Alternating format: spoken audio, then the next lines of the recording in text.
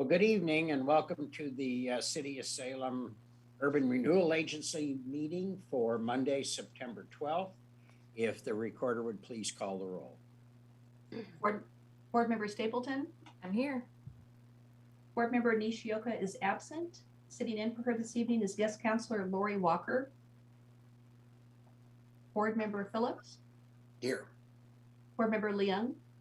Here. Board Member Gonzalez? Here. Board Member Hoy? Here. Board Member Nordijk? Here. Board Member Varney? Here. Chair Bennett? Here. Okay, Councilor Varney, would you please lead us in the pledge? I pledge allegiance to the flag of the United States of America and to the republic for which it stands, one nation, under God, indivisible, with liberty and justice for all. Thank you very much. Any additions or deletions, Councilor Hoy? No. Okay, I have no one signed up for public comment, so we'll go to the consent calendar. Thank you, Mr. Mayor. I move approval of the consent calendar. I'll second. The consent calendar tonight consists of item 3.1A, the August 22nd, 2022 draft urban renewal agency minutes. Item 3.3A, establishing threshold guidelines for a single tax increment financing district. Item 3.3B, engineering consultant to aid in the vacation of First Street Northwest, and that concludes the consent calendar. Thank you, Councilor. Is there any discussion on the motion? Okay, if the recorder please call a roll. Board Member Nishioka absent. Board Member Phillips? Aye. Board Member Leung? Aye. Board Member Gonzalez? Aye. Board Member Hoy? Aye. Board Member Nordijk? I was absent for the August 22nd meeting, so my vote is abstain. Board Member Varney? Aye. Board Member Stapleton? Aye. Chair Bennett? Aye. Okay, motion passes. I don't have any other business. So we are adjourning the Urban Renewal Agency, and I'll open the Salem City Council meeting for Monday, September 12th. If the recorder please call a roll. Councilor Stapleton? I'm here. Councilor Nishioka absent. Guest Councilor Walker? Here. Councilor Phillips? Here. Councilor Leung? Here. Councilor Gonzalez? Here. Councilor Hoy? Here. Councilor Nordijk? Here. Councilor Varney? Here. Mayor Bennett? Here. Okay, we'll, let's see, are there any additions or corrections? Thank you, Mr. Mayor. Yes, I move additions and deletions to the agenda. Second. Second by Phillips. Item 7.1A has been removed from tonight's agenda. Okay, thank you. Any discussion then on the motion? Recorder, please call a roll. Councilor Nordijk? Aye. Councilor Varney? Aye. Councilor Stapleton? Aye. Councilor Nishioka absent. Councilor Phillips? Aye. Councilor Leung? Aye. Councilor Gonzalez? Aye. Councilor Hoy? Aye. Mayor Bennett?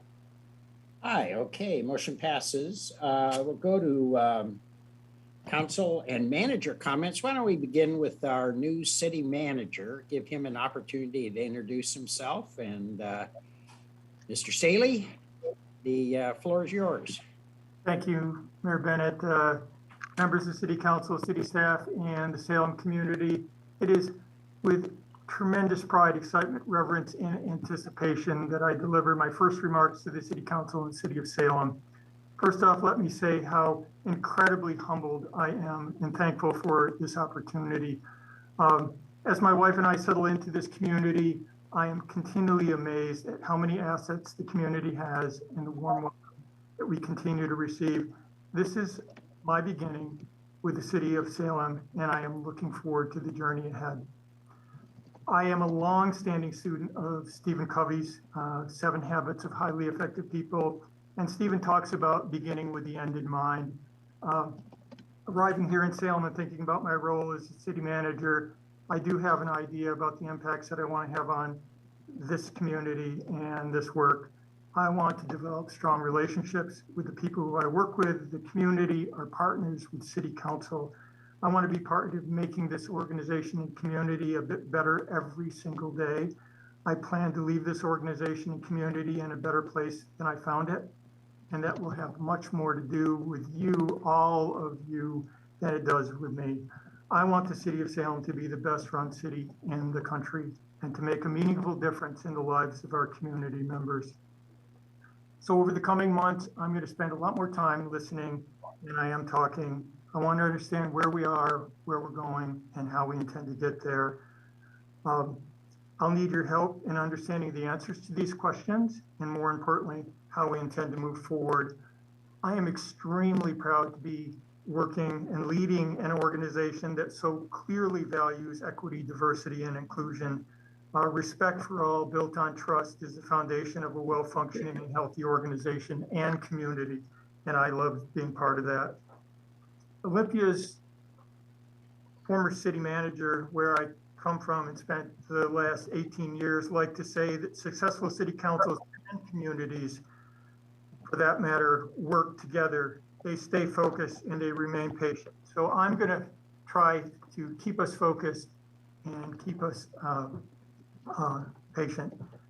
When I'm not working, I love to be outside. I love to get exercise. I love to spend time with my family.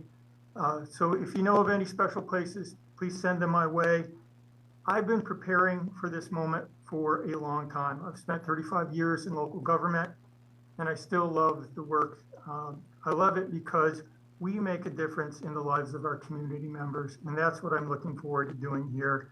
That's probably enough for now, and I look forward to meeting you and working with you and getting to know each one of you, and I wish you the absolute best. Thank you, Keith Staley, City Manager, Salem. Excellent. Thank you, Mr. Staley. We're all very excited to have you here, and just pleased that you're as excited as we are.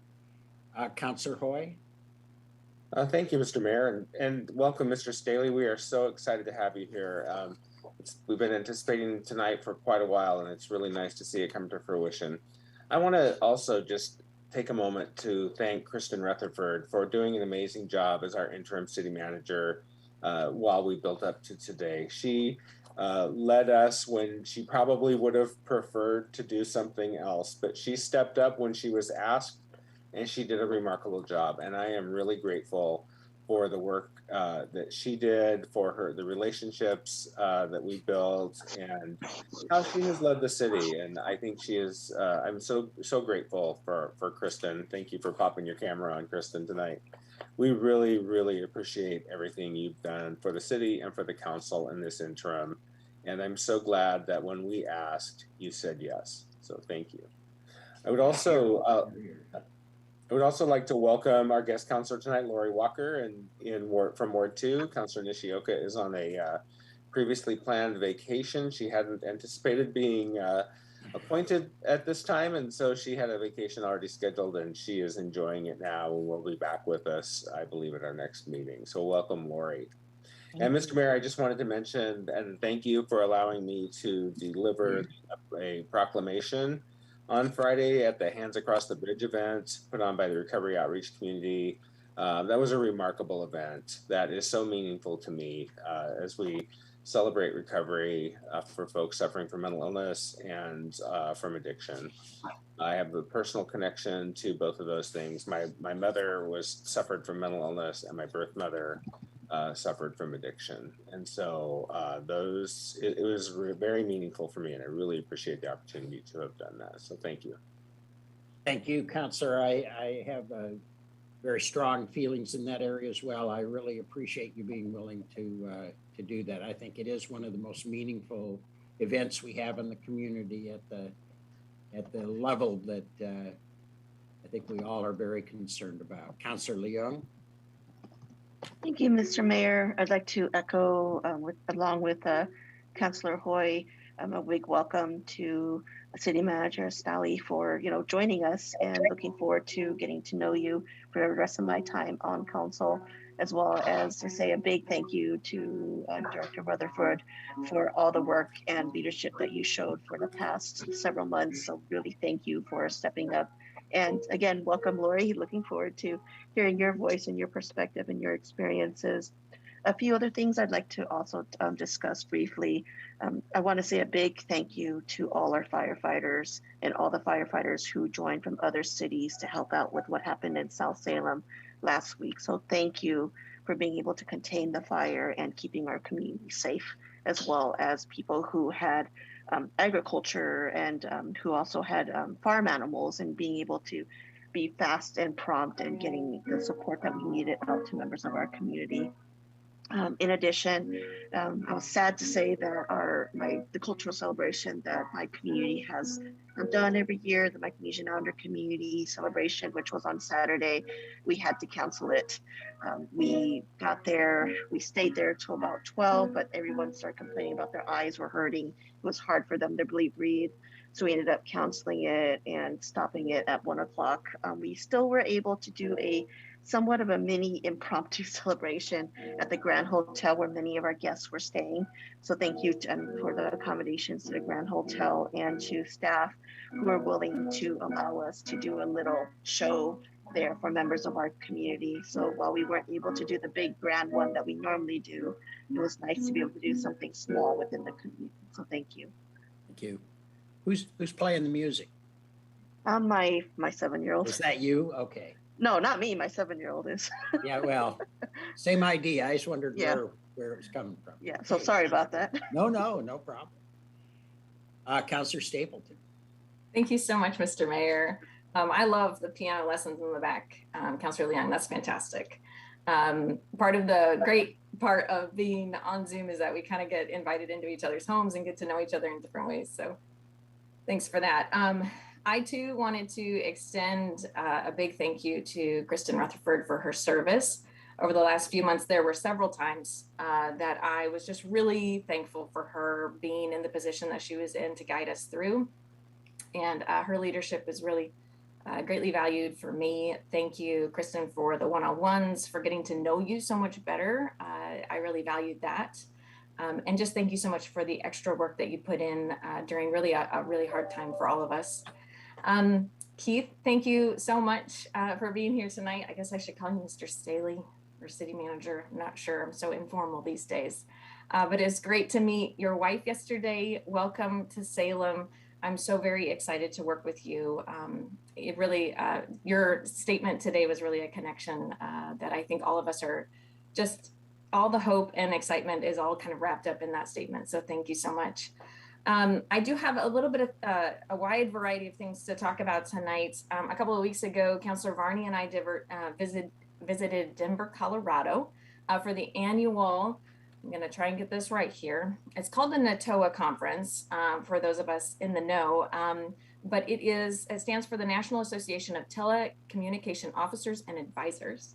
And we were there for a week. Both Councilor Varney and I serve on the Mid-Willamette Valley Cable Regulatory Commission. And so we go to NATOA to learn even more about our right-of-way franchise agreements and work, kind of see what's coming up, what's changing in the industry, and of course, to see another city. Because as a city councilor now, you never visit another city the same way. You're always looking at things in a different light. So at the conference, we learned a lot about federal funding that's available to local governments through ARPA funds, as well as the ACP, which is the Affordable Connectivity Program, BEAD, which is Broadband Equity Access and Development Program, and the Infrastructure Investment and Jobs Act. There are opportunities for digital equity grants, the middle mile grants, and more. And these programs focus not only on access, but affordability, digital literacy, and access to equipment. Pretty amazing stuff happening out there right now. And I know that this is a topic that we have kind of circled back to time and time again as a council. So I wanted to bring that forward. We also learned a lot about over-the-top programming, what they refer to as OTT. All of you know it as streaming services. This has been a topic of conversation for the 2 years that I've served on the Cable Regulatory Commission because of how it impacts our city's revenue from our right-of-way franchise agreements. And for counselors who have not gotten the chance to serve on this commission, the franchise agreements we have in our right of way are the second highest revenue source for the city. And it's based on, it's based on understanding that the right of way is publicly owned land, and that businesses that use that land for anything from wires to poles to pipes in the ground, they pay a franchise fee for the use of the land. There is a lot to learn here, and I hope that we can plan a work session or training for counselors in the future so that we can all understand the importance of our right-of-way and the issues that we as a city will face in the future when it comes to our franchise agreements. We also had a chance to learn about new technologies such as smart poles. These poles have everything from street lighting to EV charging, Wi-Fi, cameras, emergency call buttons, and more. It was really fun to learn about these and think about the ways in which we here in Salem could use some of this technology in the future. Councilor Varney and I have a meeting scheduled with staff this next week to fully debrief and hopefully come up with a plan on how to get all of this information out to you all. The conference was located in a hotel in downtown Denver, and that was adjacent to a street that the city had closed to car traffic a while ago. And it's over a mile long. It goes from the downtown transit center all the way to their riverfront park. And they did have a bus that ran up and down every 15 minutes or so, kind of like a trolley. And other than that, it was wide open to bike and pedestrian use, and really something to experience, especially in the evenings with the restaurants all open air dining and just the liveliness of the neighborhood there. And on the third day, Councilor Varney and I had a realization, and that was that we did not yet hear a modified exhaust system. So for 3 days, we had bliss. Actually, the whole time we were there, I never heard a modified exhaust system. And so I am committed to digging in and finding out just how the heck Denver, Colorado has made it so that they don't have all of those really loud noise pollution devices running around their cities. I know it's something that I hear about often. Lastly, I wanted to comment on just a couple of things that I've done since I've been back. Last week, I toured the YMCA with a few of you. I know Councilor Nordyke was there as well. And they are set to open at the end of the month, and it really is something to behold. It's a lovely place to visit and see, and I can't wait to see it as it completes and opens up. I also got the chance to meet with the Salem Kaiser Strong Towns group this past weekend, and that was really fantastic to see all of those folks out. And we got together to talk about bike infrastructure, and it was really, really great to be meeting in person again. And then let me see, lastly, that was yesterday, Councilor Hoy and City Manager and I met down at the new micro shelter location on Center Street and took a tour there, and it was really fantastic to see all the positive energy there. We heard, of course, that some neighbors had concerns, but we're getting their questions answered. But then a lot more people were just really positive, asking how they can help, excited to see this taking place in their neighborhood. So all in all, a really fantastic visit. So that's all I have for now. Thanks for listening to me ramble for just a bit about all that great information. Thank you, Councilor Lori Walker. Thank you, Mayor Bennett. Thank you all, Mayor Bennett and City Council, for all the work you do on behalf of the people of Salem all the time, and the work the new city manager will be doing. So I was very honored to be asked to sit in by Councilor Nishioka. I am honored to be here this evening. So I too have a few things to say on behalf of the different hats I wear. I am for those who don't know, I am a legal guardian, advocate for mentally ill and unsheltered. I worked in the mental health field for over 35 years, 28 at the state hospital. When funding was cut by the state of Oregon legislature approximately 6 years ago for group homes for the mentally ill, we see the results of that on our street. The state is just starting to pick up funding for the mistakes. Well, they haven't said the mistakes made in the past, but that's what I'll call it. And the county, we need to see something from the county too. It shouldn't all be on the back of the city. The people dying in our streets and parks is not acceptable. It's like a third world country in the sense of these are people's children, sisters, brothers, parents, loved ones. They are all somebody's loved ones. People shouldn't have to be anywhere in Salem and have people drive by and yell obscenities due to their mental illness or homelessness. I would like to also see Salem go forward with the Cahoots type program, saving lives, saving money. I will have more comments when we get to the 3.3A section on the funding stuff with homelessness. Then my next subject is, I believe and this has been talked about with many people, but in my words, I believe Chief Womack and the Salem police are representing Salem well and working under very tough circumstances. Circumstances none of us who have lived in Salem for many years have ever seen the likes of in the last couple years. I would like to request, though, as an information item for City Council to get updates regarding the crime in Salem, especially in regard to shootings, drive-by shootings, location area of shootings, and have arrests been made. The effectiveness of police protection of our community, and is anything going to happen in relationship to gang initiations? Hearing stuff on the police scanner or on neighborhood crime sites of the crime that's happening in Salem has got people in Salem talking about it, but we're not really seeing that in the communication to the City Council. Maybe you're getting it in other means, but maybe an agenda item as City Council of an update. When a drive-by shooting happens and people are shot at their front porch on 24th Street off of State, that's a concern, whether it's in South Salem, North Salem, Lancaster, wherever. So the news is not either not aware or not reporting these shootings in our neighborhoods. So we need some better way of talking to our public and our citizens of what's happening in Salem. We turn on the TV, we hear about Portland, but we not hearing about things that are happening right here that some seem to be just as serious, maybe not quite as often as Portland, but it's still happening. So, and then I do have some things when item 3.3A comes up about homelessness, and I will have some comments to that. Thank you all for having me here tonight. Thanks, Lori. Councilor Nordyke. Thank you, Mr. Mayor. Good evening, one and all. And Ms. Walker, to your point, I'd like to remind folks, including the entire audience that's watching, Council voted to approve additional budgeted positions for the Salem Police Department at the conclusion of our budgetary proceedings this year. So we added 6 additional positions, if memory serves. So your point is well taken, and I appreciate all of your comments.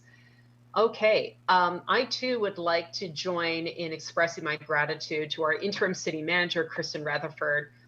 Ms. Rutherford did an outstanding job. She already had a very full-time job and then some as the director of our urban development department. So Kristen, I can't thank you enough for your leadership, your thoughtfulness. You made time for me and all of my questions. And I know I'm just one of many people who comes to the city manager on a daily, if not an hourly basis with questions, requests, needs, etc. So thank you for handling this with such grace and integrity and professionalism. And that also means that we are now passing the torch to our new city manager, Keith Staley. Mr. Staley, I'm really looking forward to working with you. You are a dedicated public servant, and I share your dedication of public service. So I'm thrilled to have you here and all of your background in working with homelessness in the city of Olympia, climate action, equity, and so many other related issues. I'm truly excited for our city and looking forward to our new partnership. Let's see, Hands Across the Bridge event. Thank you, Council President Hoy, for your remarks. I appreciate you sharing those personal things, which not everyone feels comfortable sharing. There's so much stigma and shame surrounding addiction and mental illness. So that's why events like the Hands Across the Bridge event are such a wonderful opportunity for community partners, allies, persons in recovery, people who want to be in recovery, persons who have struggled with mental illness. This is a great opportunity for the entire community to come together at a family-friendly event. And so they had, I would say, probably 20 or so community partners there, too many to list. But Recovery Outreach Community Center really led the way and did an outstanding job at our Riverfront Park. And I was honored to speak there as well. September is Suicide Prevention Month. And this is a time of year that is near and dear to my heart, as I've been a mental health advocate for many years. And for those of you who are not already aware, we do have a brand new suicide prevention hotline known as 988, 911 for other emergencies, but 988 is our new nationwide suicide prevention hotline. And the folks at Northwest Human Services, which is located right here in Salem, will be handling hotline calls for our region. So I'm really excited that an entity with so much local expertise, local experience, will be handling the volume of calls, which, as I understand it, at the national level has already demonstrated just how sorely needed this hotline number is. Next, I went to a first look of the new YMCA building, and I want to thank Councillor Stapleton for joining us for that event. There were a lot of movers and shakers at this event last week. And tomorrow we will have our official ribbon cutting ceremony at the Salem Family YMCA. One of the things I'm really excited about this new YMCA is that we are expanding our childcare offerings. I know we have several working parents who serve on city council right now, and childcare is in short supply, and affordable childcare is next to non-existent from everything I've been told. So we as a board at the YMCA really pushed our staff to expand childcare options. And so we were able to secure additional funding for the YMCA building with the expectation that we would also expand childcare access. So I'm really proud about that. I'm hoping that in the months to come, once the YMCA officially opens later this year, we can prioritize low-income children, at-risk youth, and other folks who would benefit so much from having a safe space that is welcoming to all races, all income levels, all backgrounds, all abilities, and all ages as well. So that's really exciting. Next, emergency preparedness. I visited the evacuation center for the brush fire evacuees at Judson Middle School over the weekend. And I really, before I talk about the evacuation center, I first want to thank all of our first responders, everything from the 911 dispatch service at the Willamette Valley Communications Center to our police, our firefighters, and all the volunteers, the search and rescue, Marion County Sheriff's Office, and so on and on and on. The list goes on and on. And it's because there is this coalition of so many people dedicated to addressing the fire that they were able to contain it. Thank goodness for that. As for the evacuation center, when I arrived at Saturday morning, the American Red Cross was there, the Marion County Sheriff's Office was there, and Marion County Search and Rescue was there. And I asked them, do you need any help? Do you need any volunteers? Do you need any donations? They're like, nope, we got this. So that was really encouraging to see. And I made sure to leave my contact information in case that changed, because I'm more than happy to put the word out. But what this tells me is that we really need to say thank you to our first responders in emergencies like this, and how important it is for folks to stay alert. If you're not already signed up for emergency notifications for your home, please do so. For your workplace, please do so. I will say the constructive critique that I did receive throughout this whole process has to do with notifications more generally. For folks who have signed up for them, they can get notifications by text, email, and phone. That's all great. But what I kept hearing from other community members was that even if my house isn't at risk of evacuation, and most of them were not, I still want to know what's going on. I know that the city was pushing out a lot of notifications on their Facebook page and on Flash Alert, which is great. But what I'm curious and would like to maybe talk to Greg Walsh another time, because we have a big agenda tonight. How do we handle notifications for folks who want to know what's happening, even if they personally are not at risk? Because my community members, they want to give back. They want to volunteer. They want to know if livestock needs tending to at the Oregon State Fairgrounds. So I think the notifications are working for notifying people for when they personally are at risk. But what about the folks who want to know more generally what's going on? Is there anything I can do to help? There's a lot of generalized anxiety from the last round of wildfires and all the other extreme weather events. And those events will continue. So I feel like that's a great lesson learned from this. And I look forward to next steps.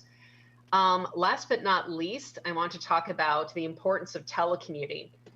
After 2 years or so, I've been working remotely this entire time. And now me and hundreds of state employees at my office, the Oregon Department of Justice, are now back in the office. But even back in the office for me and my team just means 1 day a week. So I encourage the city to look carefully at our telecommuting policies, because we've proven that we can be productive. We know that telecommuting is good for employee morale. We know that it reduces greenhouse gas emissions because people are not driving or taking some other form of transit to work that might involve greenhouse gas emissions. We know that it reduces traffic, which is a perennial concern in the city of Salem. So I really encourage the city to look carefully at what telecommuting can mean for city employees, because at my office, it's 1 day a week if it works, of course, for that position. Not all jobs are cut out for telecommuting. We all know that. Sorry, Mr. Mayor, there's one last thing. We are about to enter Hispanic Heritage Month starting September 15. And I want to wish everyone a wonderful and vibrant Hispanic Heritage Month. My uncle is a native of Mexico. About half of my family speaks at least some Spanish, myself included. And I, for one, really look forward to this time of year to celebrate the diversity this brings to Salem. So thank you one and all for listening. I look forward to other remarks and getting our meeting underway. Thank you. Councilor Barney? Thank you, Mayor Bennett. I too wanted to express my gratitude to Director Rutherford for, especially onboarding me those first month and a half since March. And I've just really appreciated her help, and she just did an awesome job stepping into a very, very big secondary job. Wow. And I also wanted to say welcome to City Manager Staley. It's wonderful to have you here, and I look forward to working with you. I wanted to mention the conference in Denver briefly. Councilor Stapleton went over the majority of the highlights and things that stood out. But one thing I wanted to mention, especially in light of this past weekend, is one of the sessions was when disaster strikes your community.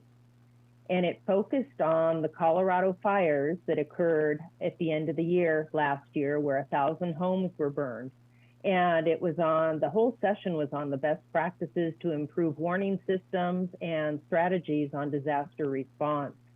I mean, it was amazing. There were some places that were hit with that fire where cable to communicate that was 4 feet under was burned. And so it was very interesting to hear the strategies that the communities had to go through to address this. And what do you do when all your water systems are out because everything's burned out? You can't get any water to hydrants. I mean, it covered a wide range of things. And then it also talked about the wireless emergency alert system and what they had to do to get stuff implemented to continue that communication. So I found that really, really extremely interesting. The other thing with the conference, as Councillor Stapleton said, that pedestrian promenade that was a mile long, believe it or not, it has over 40 outdoor cafes, 20 restaurants. It has all these great seating areas.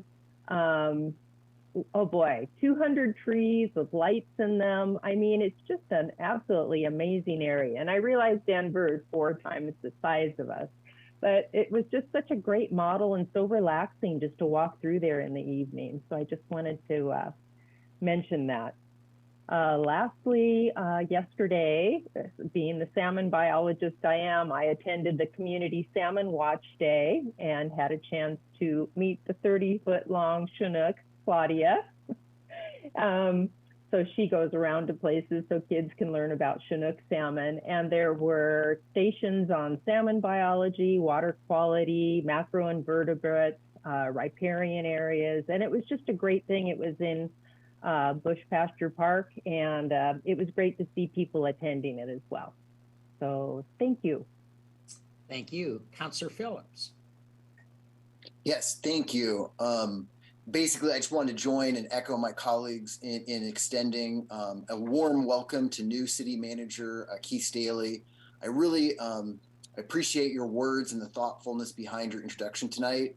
I don't want to miss out on thanking Kristen Rutherford, now director again, and formerly the interim city manager. It's not easy to manage, the second biggest city in Oregon, and you did a great job. So just thank you, welcome, and thank you to both of you. And also echo my colleagues in their appreciation for fire and all first responders over the weekend responding to the South Salem brush fire. I have friends and colleagues as well as coworkers in the emergency room who live out there and were directly affected. And it's because of, the teamwork of our multiple communities that, by and large, they're all safe and fine. But that's really, it can be kind of scary. It's a wake-up call. I would like to echo my colleagues who have asked questions. I mean, I think we're all aware that media is not what it once was in terms of local journalism. So I feel that it might be up to the city to kind of fill in. I too have heard from constituents that have some concerns. I think the people who are directly affected, they got the communication that they needed to move or be prepared to go. But for people who live nearby and want to be aware of what's happening, if they're not on social media, there really wasn't a place that they could consistently go to hear about updates from that. So I'd love to, have this conversation further with staff offline to figure out, what opportunities we have moving forward. Beyond that, though, my day job is that I'm an emergency room doctor at Salem Hospital. I've been practicing here for 14 years. And a theme that I've consistently plugged is please, avail yourselves of the safe and highly effective COVID-19 vaccine. There is another booster. It's much simpler this time. Anyone who is age 12 or up is eligible for this new booster. It contains the original vaccine as well as targeted the newer circulating strain of Omicron. So, you can go and get your influenza shot as well as your COVID shot. It's widely available throughout the community at your pharmacies. Check in with your primary care doctor. These vaccines can and do save lives. I'm still caring for patients who experience new or worsening COVID on a regular basis. Nationally, the numbers are down. It's about 400 deaths from COVID or with COVID per day, which is much decreased from its peak. But to continue the success that we're seeing, we all need to do our part. And, these vaccines are incredibly safe, highly studied, very effective. Please utilize them. Thank you for the time. Great. Thank you very much. I want to join too in thanking Ms. Rutherford for the work she did. As mayor, I have a really unique opportunity to work closely with Ms. Rutherford throughout her period. And I think we genuinely owe her a tremendous, and I know all of you are saying this, thank you for your outstanding work on behalf of the city of Salem, Kristen. And I know under both professionally and personally challenging times. So thank you very, very much. It really was appreciated. Okay, we'll move on then. And Mr. Mayor, did you want to turn it over to the city manager to ask the fire chief to make a few remarks? Okay. Want to haul Nick Block up here? Let's hear what happened. Yes, sir. We've asked Chief Niblock to be here this evening and just give us some perspective on what's happening and where the event is today. Thank you. Well, good evening, Mike Niblock, Fire Chief here in Salem, and it's just want to say welcome to Manager Staley. First off, glad to have you here, and thank Kristen for her work. She did an outstanding job. So Friday evening, about 4 o'clock, we had the report of a wildland fire out of Vita Springs, 4,000 block of Vita Springs Road. If you remember, a couple of years ago, we had a fire, about a 50-acre fire out there, and that was on the other side of the hill from where this fire was, approximately. We were able to contain that one to 50 acres.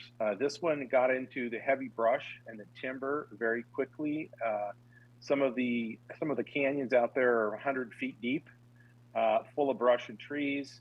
There's cliffs. It's a very difficult area to fight fire in. The crews worked incredibly hard.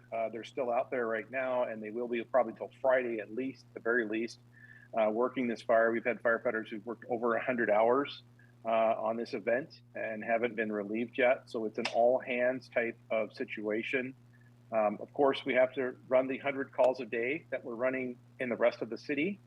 Those 911 calls don't stop because we have a wildland fire. So that's really taxing on the folks. And I'm just really proud of all the responders that they were able to get there with this large, quick moving fire and heavy brush and timber and make a definitive stop. We lost no homes.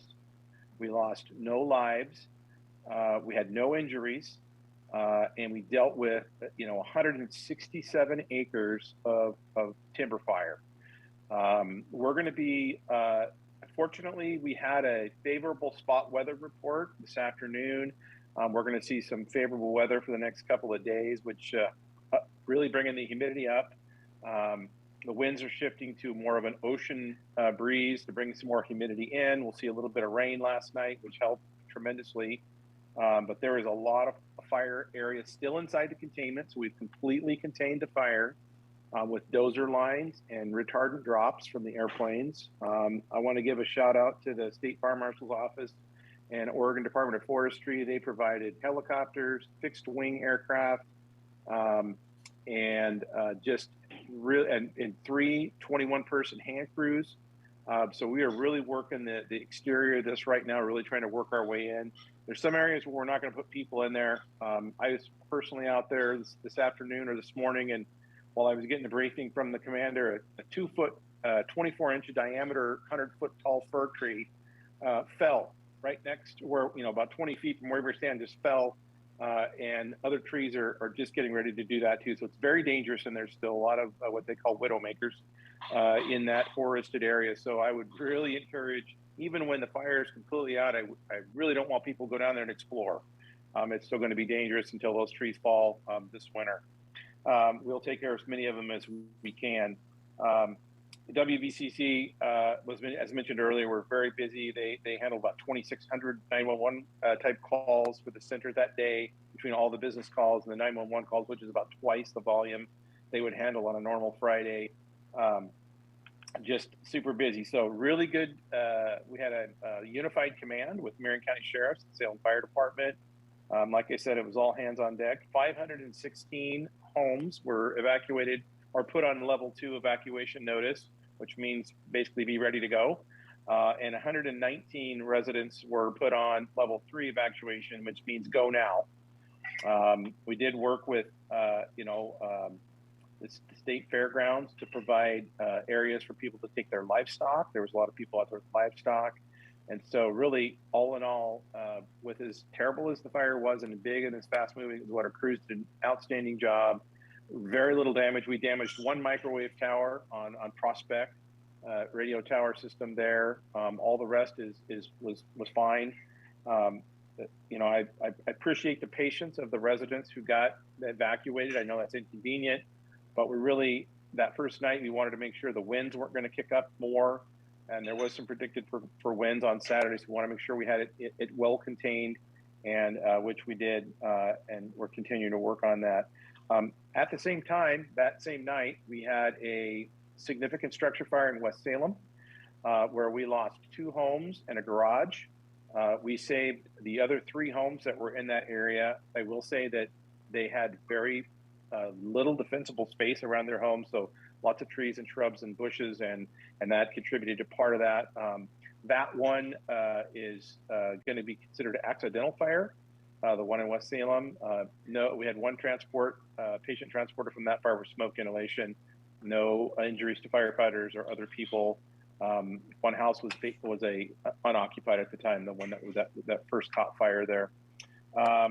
So all in all, a very busy night. We had another structure fire that night as well, and we ran 100 calls that day. So just really crazy time. Fortunately, we had a grant from the State Fire Marshal's office this year for $35,000 to upstaff crews during times like this, red flag warning, which we had on Friday and Thursday and Friday. And so we upstaffed 3 grass rigs. Had we not done, we probably would have upstaffed them whether we had the grant or not, but we did upstaff them and we had extra people. We also had 3 task forces from Marion County that we pre-positioned and agreed to ahead of time with all the agencies in Marion County. So we used all 3 of those task forces on the fire, and that's 15 additional fire units and staffing. So we really dumped a lot of resources at this very quickly.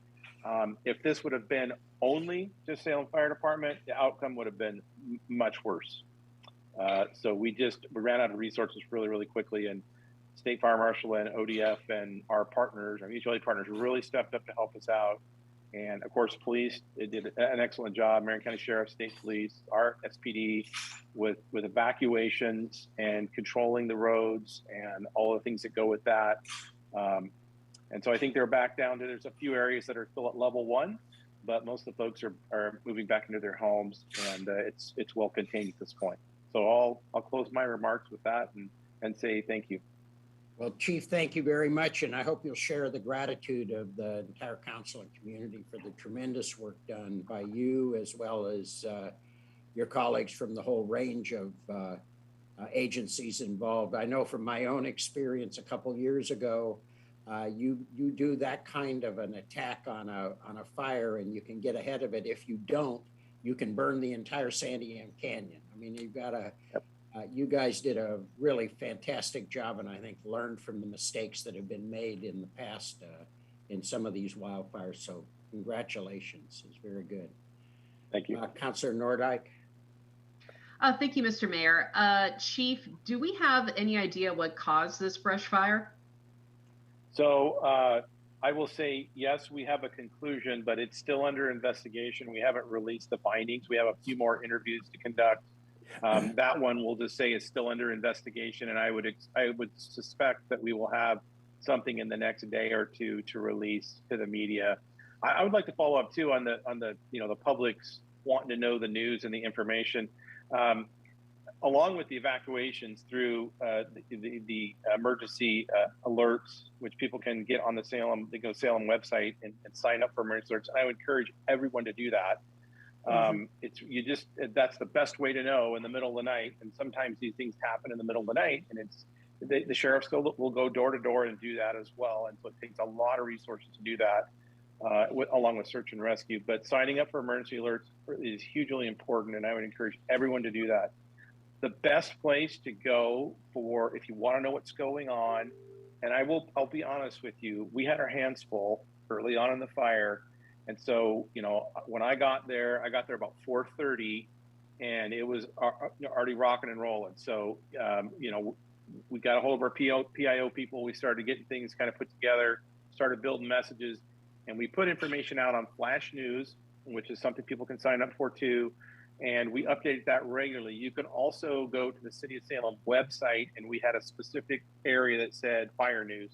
And you could click on that, and we were feeding all of Marion County Sheriff's information through that.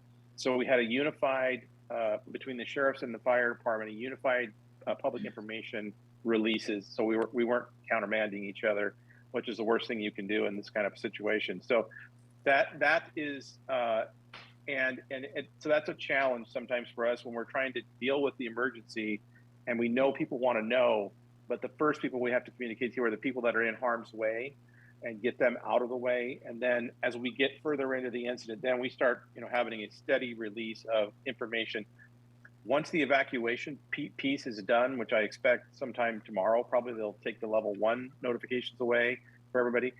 We will do a steady, output every 6, 8, 10 hours, maybe, of what the updates are.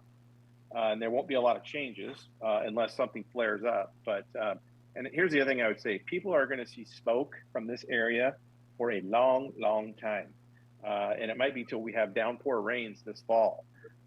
And so, hopefully, people won't be calling 911 every time they see a wisp of smoke down there, because it is contained inside the perimeter, and we've mopped in quite a ways from the outside of the perimeter. So they're going to see some little smoke trails out there, and I would just encourage people not to panic if they see that. They see a large fire, then obviously call 911, but little smoke trails aren't going to be an issue. Thank you, Chief. I'll do my part to spread the word, and yeah, I completely understand. You're so busy putting out the fire, you also have to dedicate resources to communicating the fire too. So thank you so much. I'll be sure to share with my neighborhood groups and others the notification efforts. Thank you. Thank you, Chief. I think we'll move along now and go to proclamations. Councilor Gonzalez, you're going to handle these for us this evening, if I understand correctly. Thank you, Mayor. And muchas gracias, Chris and Rutherford. And bienvenido, Señor Staley. Today I'll be doing the proclamation celebrating Hispanic Heritage Month. And I would like to invite Amador Aguilar to turn on his camera. He'll be technically receiving the proclamation. And then we'll give Amador a few minutes to say a few words after.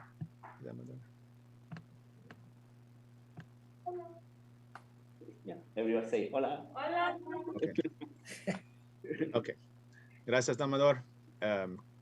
Considerando que el Mes Nacional de la Herencia Hispana es una oportunidad para celebrar las ricas y antiguas tradiciones culturales, así como para honrar los logros significativos de nuestras comunidades hispanas y latinas en todo el país, y considerando que establecida por primera vez el presidente Lyndon B. Johnson en 1968 como la Semana de Herencia Hispana, el Congreso aprobó la Ley Pública 100-402 en 1988, autorizando la designación del Mes de la Herencia Hispana para reconocer las grandes contribuciones de los hispanos y latinoamericanos, y considerando que el presidente George H.W. Bush emitió la primera proclamación en honor del Mes de la Herencia Hispana, la Proclamación 6021, donde declaró que los hispanos americanos han seguido dejando su huella en todo el país y en prácticamente todos los aspectos de la vida estadounidense.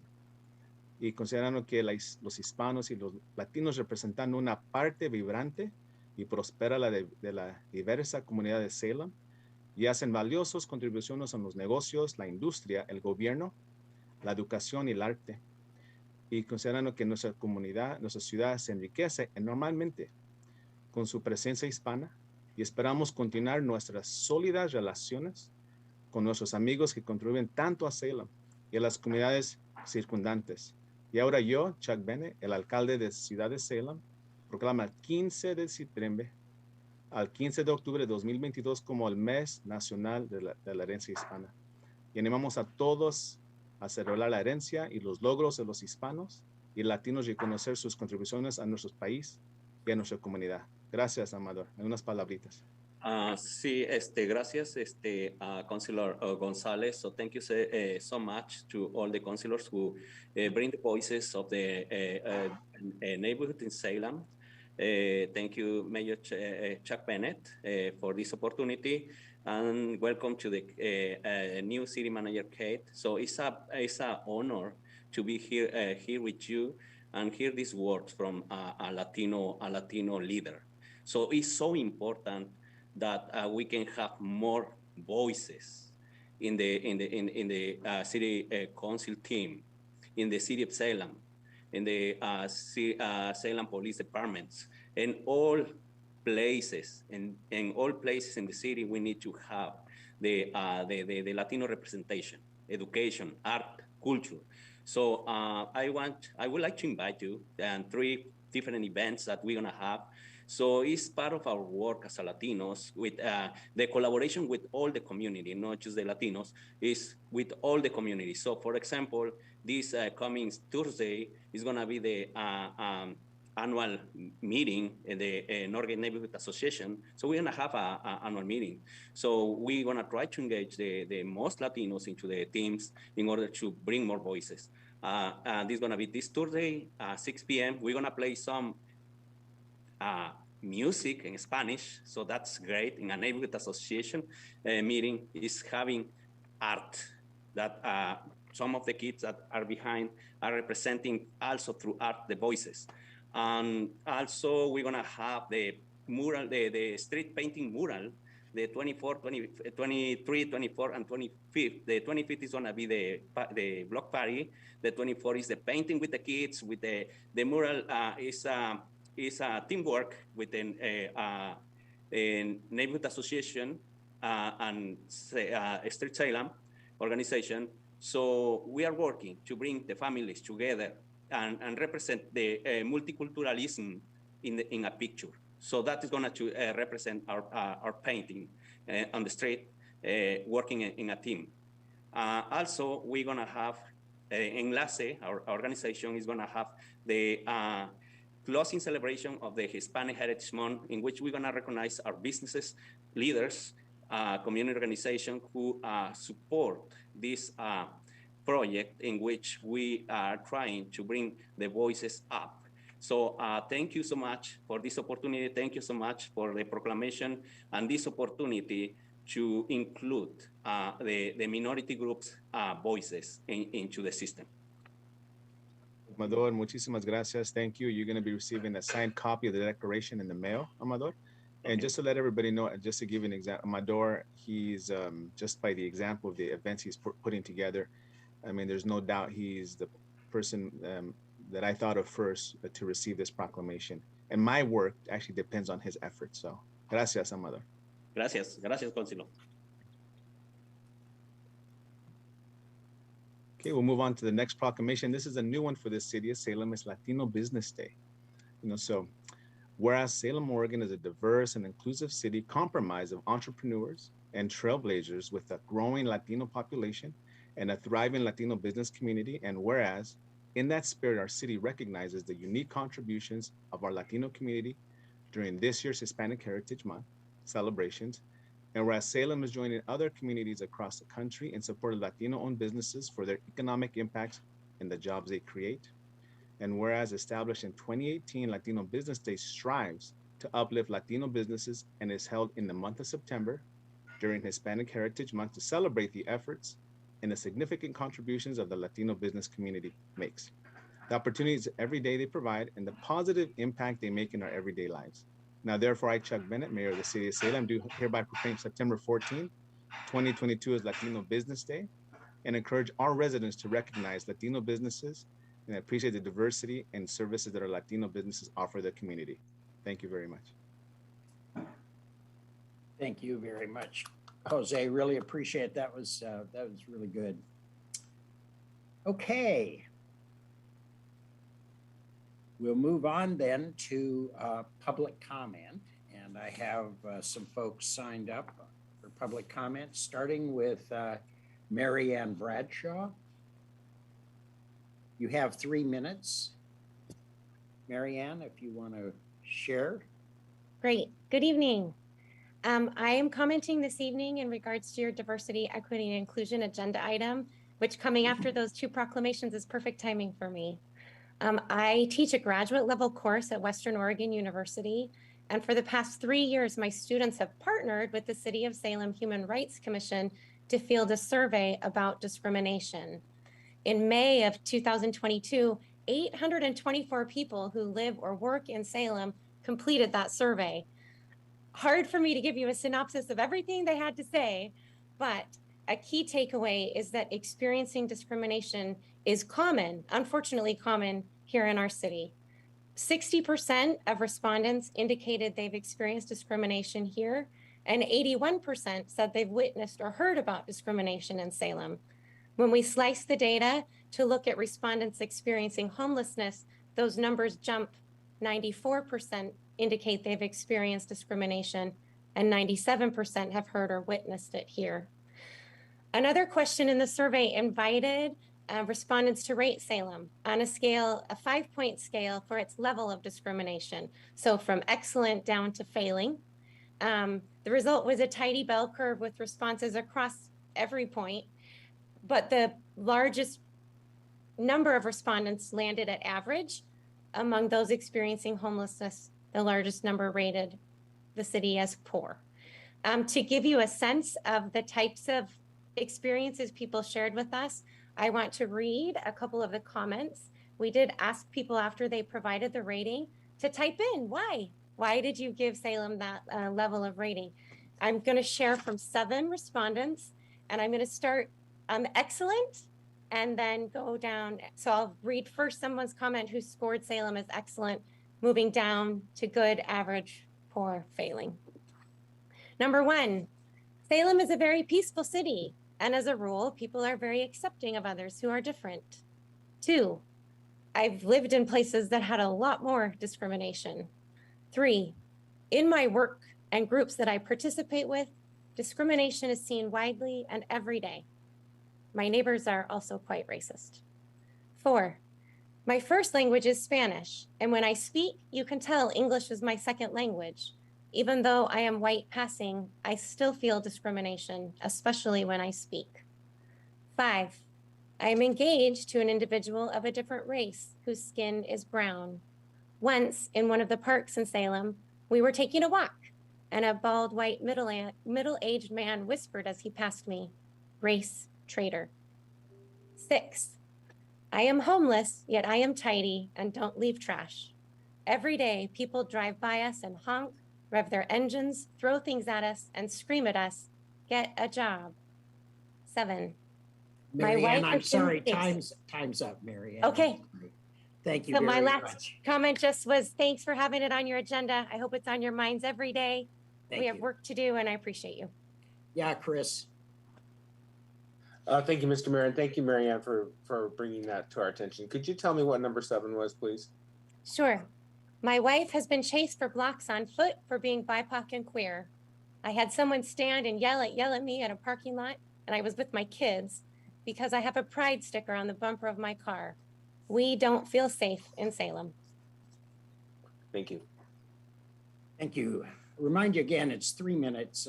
So everyone who's speaking, at least take an attempt to get to 3 minutes. You might want to practice in advance.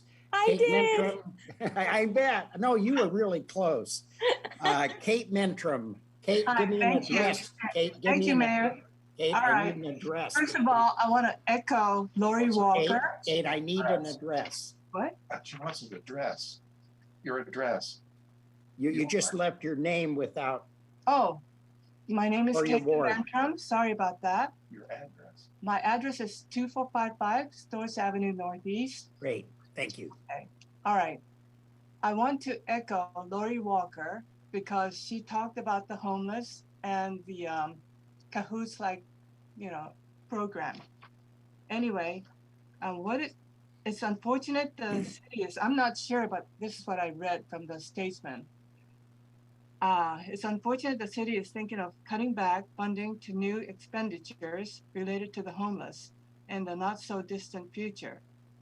A mobile crisis unit could be saving lives, and this will help to free up the police for other situations since they are understaffed.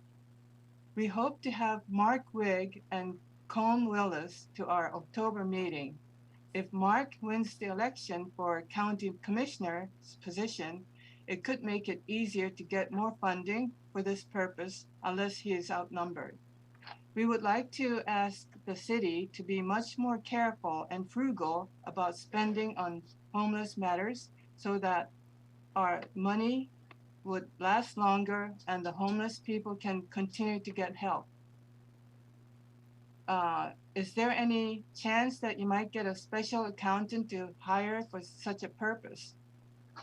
This is not only for the homeless, but anyone sharing a mental breakdown. I have a question for Vanessa Nordyke. What is the status of the mobile crisis unit? Sure, I'll take that one. If Miss Mentrum's done. Yes. Yeah, I'm you're done. taking your I just time, wanna- so go I ahead. want to ask you that question. Go ahead. Well, Miss Mentrum, does that conclude your remarks, ma'am? Yes. Yes, everything. Okay, great. So on our agenda tonight, I think you'll see that our city is doing a lot to invest in homelessness related services, and that agenda is published online. You will see that we are doing a lot to invest in shelters, permanent services, and a lot of other related services. So I'm not sure where you're getting the impression that we're scaling back. We are leaning in to addressing homelessness in our city. As for the mobile crisis unit concept, I'm anticipating that staff will be providing a report to us on that. We had a community partner step forward and express an interest in providing that service, but the next step is speaking to council about that. So we will have an upcoming city council meeting where I anticipate that will be discussed. But this council has voted in support of looking into the concept of mobile crisis unit. So I anticipate that we'll have more robust discussion around that in the near future. But thank you for your ongoing support. I appreciate you. Okay, Thank you. That's all. That's all. for Okay, me. is Baird handy? Yes. Yes.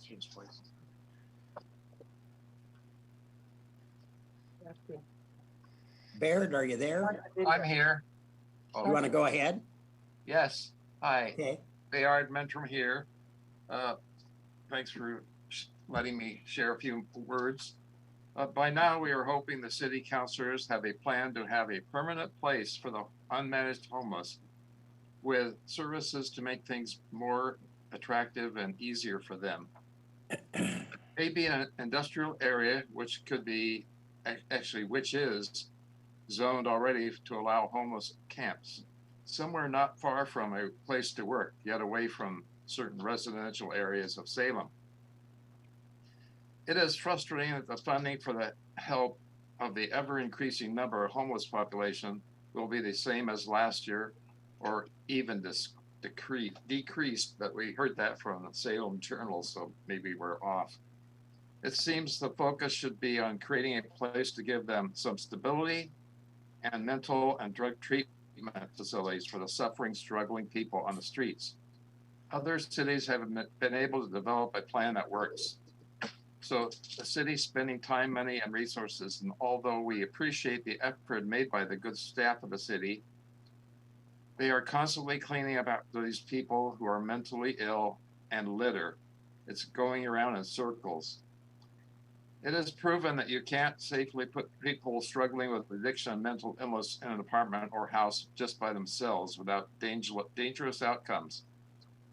It seems the city is now taking the path to decrease mental and drug treatments for now.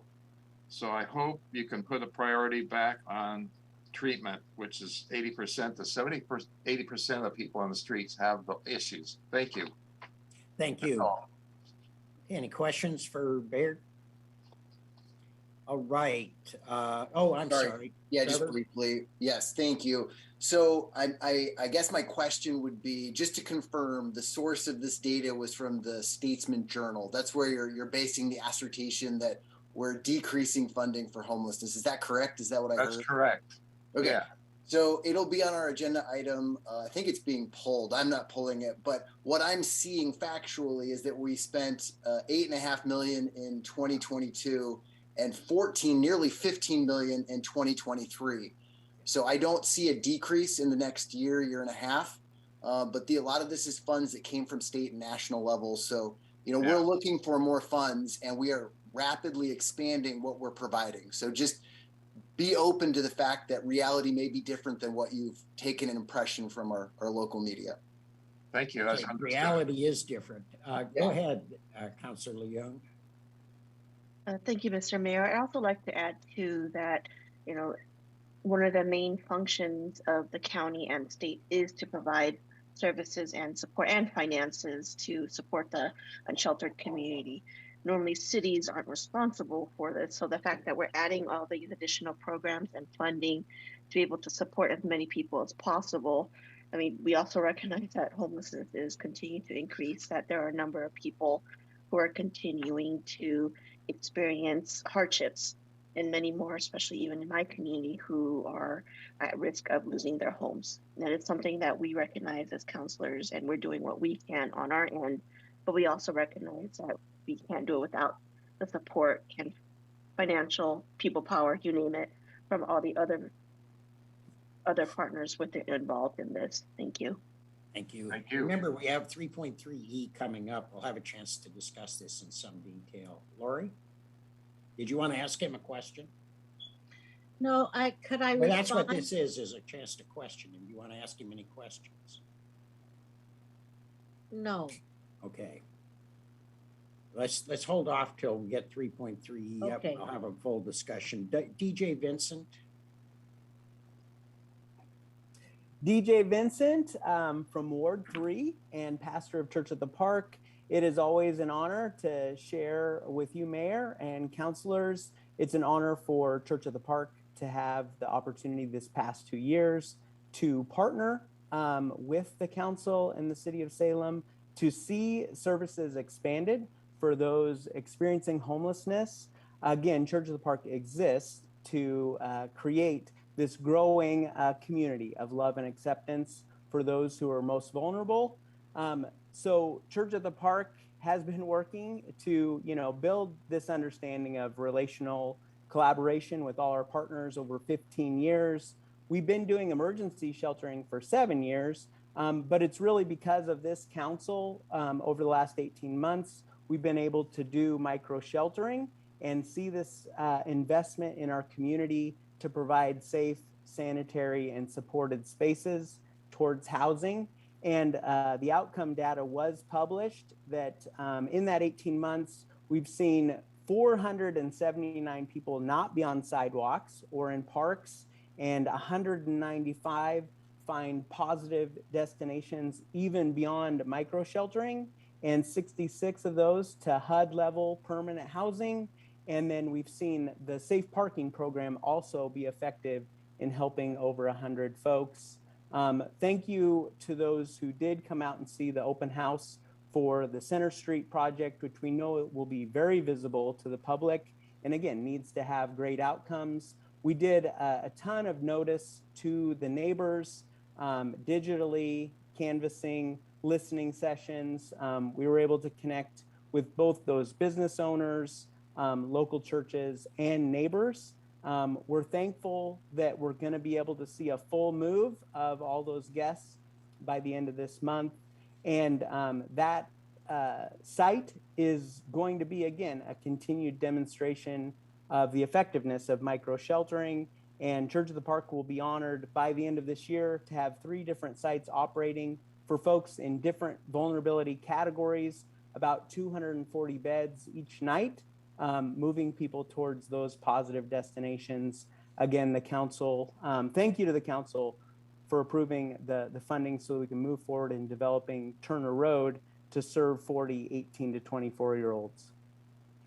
Thanks, DJ. Okay, any questions for DJ? We'll move ahead then to the consent calendar. Councilor Hoy. Thank you, Mr. Mayor. I move approval of the consent calendar with the exception of item 3.3E, pulled by Councilor Stapleton. Second. Who seconded? I'll second. Okay. Virginia. So that leaves us with item 3.1A, the August 22nd, 2022 draft city council minutes. Item 3.2A, which will initiate a legislative zone change on Commercial Street Southeast. Item 3.3A, amendments to the intergovernmental agreement and the purchase and sale agreement with the city of Turner for the Turner Permanent Booster Water Pump Station. Item 3.3B, an intergovernmental agreement with Marion County for an emergency access gate within Lone Oak Road Southeast adjacent to Reese Hill Road Southeast. Item 3.3C, an intergovernmental agreement with Marion County for street and utility improvements within Lone Oak Southeast and south of Sahali Drive Southeast. 3.3D, Department of Land Conservation and Development, DLCD, agreement for the Salem Hazards Mitigation Plan. And that concludes the consent calendar. Okay, very good. Any discussion? Okay, would the recorder please call the roll? Counselor Varney, Aye. Counselor Stapleton, Aye. Counselor Nishioka absent, Counselor Phillips, Aye. Counselor Leung, Aye. Counselor Gonzalez, Aye. Counselor Hoy, Aye. Counselor Nordike, Aye. Mayor Bennett. Aye, motion passes. Okay, we will go to our public hearings. I'm going to open the public hearing 22-415. Who's our? The Salem City Council will now conduct a public hearing to consider the petitioner-initiated annexation of territory located at 4650 and 4680 Hazelgreen Road Northeast and land adjacent. The criteria applicable to the decision is SRC 260.060C. Testimony, arguments, and evidence must be directed toward the applicable criteria or other criteria which the person believes to apply to the decision. Failure to raise an issue prior to the close of the public hearing in person or in writing, or failure to provide statements or evidence with sufficient specificity to provide the parties and the City Council an opportunity to respond to the issue precludes appeal to the Land Use Board of Appeals on that issue. A similar failure to raise constitutional issues relating to proposed conditions of approval precludes an action for damages in circuit court. The hearing will begin with a staff presentation. The applicant is limited to a total combined time of 10 minutes. The applicable neighborhood association is limited to 5 minutes. Other interested parties are limited to 3 minutes, and the applicant may have up to 5 minutes rebuttal testimony limited to issues raised during the public testimony. Thank you. Thank you. Hey, who's our staff person on this one? Would be me, Liz Olmsted. Okay, Liz, why don't you go ahead? All right. Good evening. I'm Liz Olmsted, planner with the Community Development Department. Tonight, I'm presenting the staff report for annexation case number ANXC 749 and concurrent comprehensive plan and zone change for the territory identified as 4650 and 4680 Hazelgreen Road Northeast and adjacent land. I would Liz, like to Liz, we can't see your screen. I'm sorry. Oh, we can't okay. see your screen yet. Let's see. Thanks.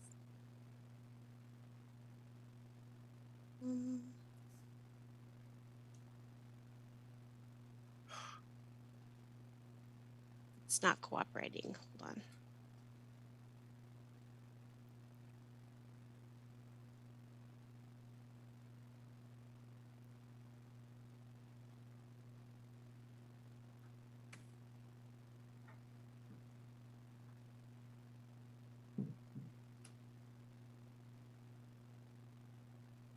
Okay.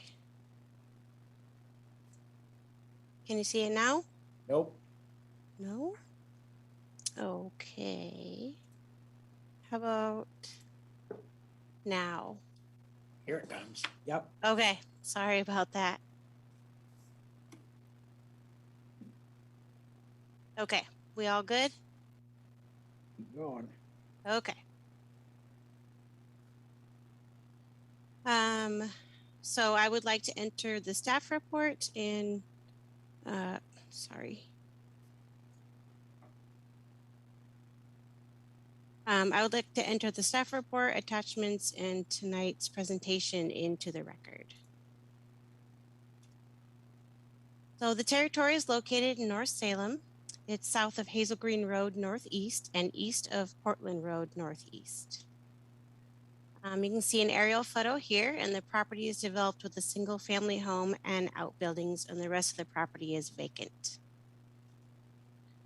The subject property is designated multifamily, and the surrounding properties are designated parks, open space, developing residential, and single family residential. Subject property is zoned Marion County Urban Transition 20 acres industrial. The properties to the north are zoned Marion County Urban Transition 5 acres. The property to the west is zoned public amusement, and the properties to the south are zoned and east are zoned single family residential. The applicant requested a multifamily residential comprehensive plan designation and multifamily residential multifamily 2 for a portion of the property, and a commercial comprehensive plan designation and general commercial zone for the remainder of the property. The Planning Commission determined that the uses in the general commercial zone to be too intensive and the mixed use 1 zone to be more appropriate. The mixed use 1 would permit multifamily residential uses as well as a variety of pedestrian oriented uses.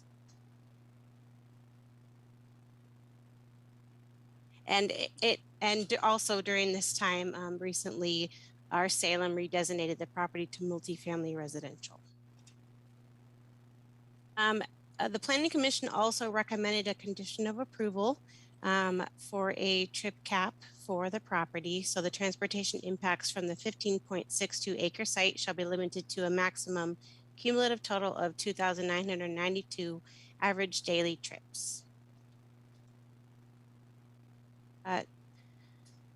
So here you have the annexation criteria, and staff finds that the proposed annexation is met, including whether it's consistent with the comprehensive plan and statewide planning goals, allows orderly, efficient, and timely provision of urban services, and serves the public interest.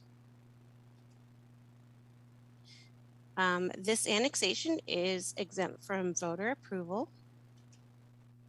And staff recommends that council adopt order number 2022-14 ANX, determining that the proposal meets the applicable criteria, changes in the comprehensive plan designation and zoning for the territory with a condition of approval, and approve withdrawal from the territory from the Salem Rural Fire District Protection District. And that is all. Thank you very much. Okay, we have 10 minutes for the applicant. He has several representatives. I know one of the representatives is a member of the Planning Commission. I don't know what situation is there. I just want to make sure that we note that at least one of the folks speaking is a member of the Planning Commission. Okay.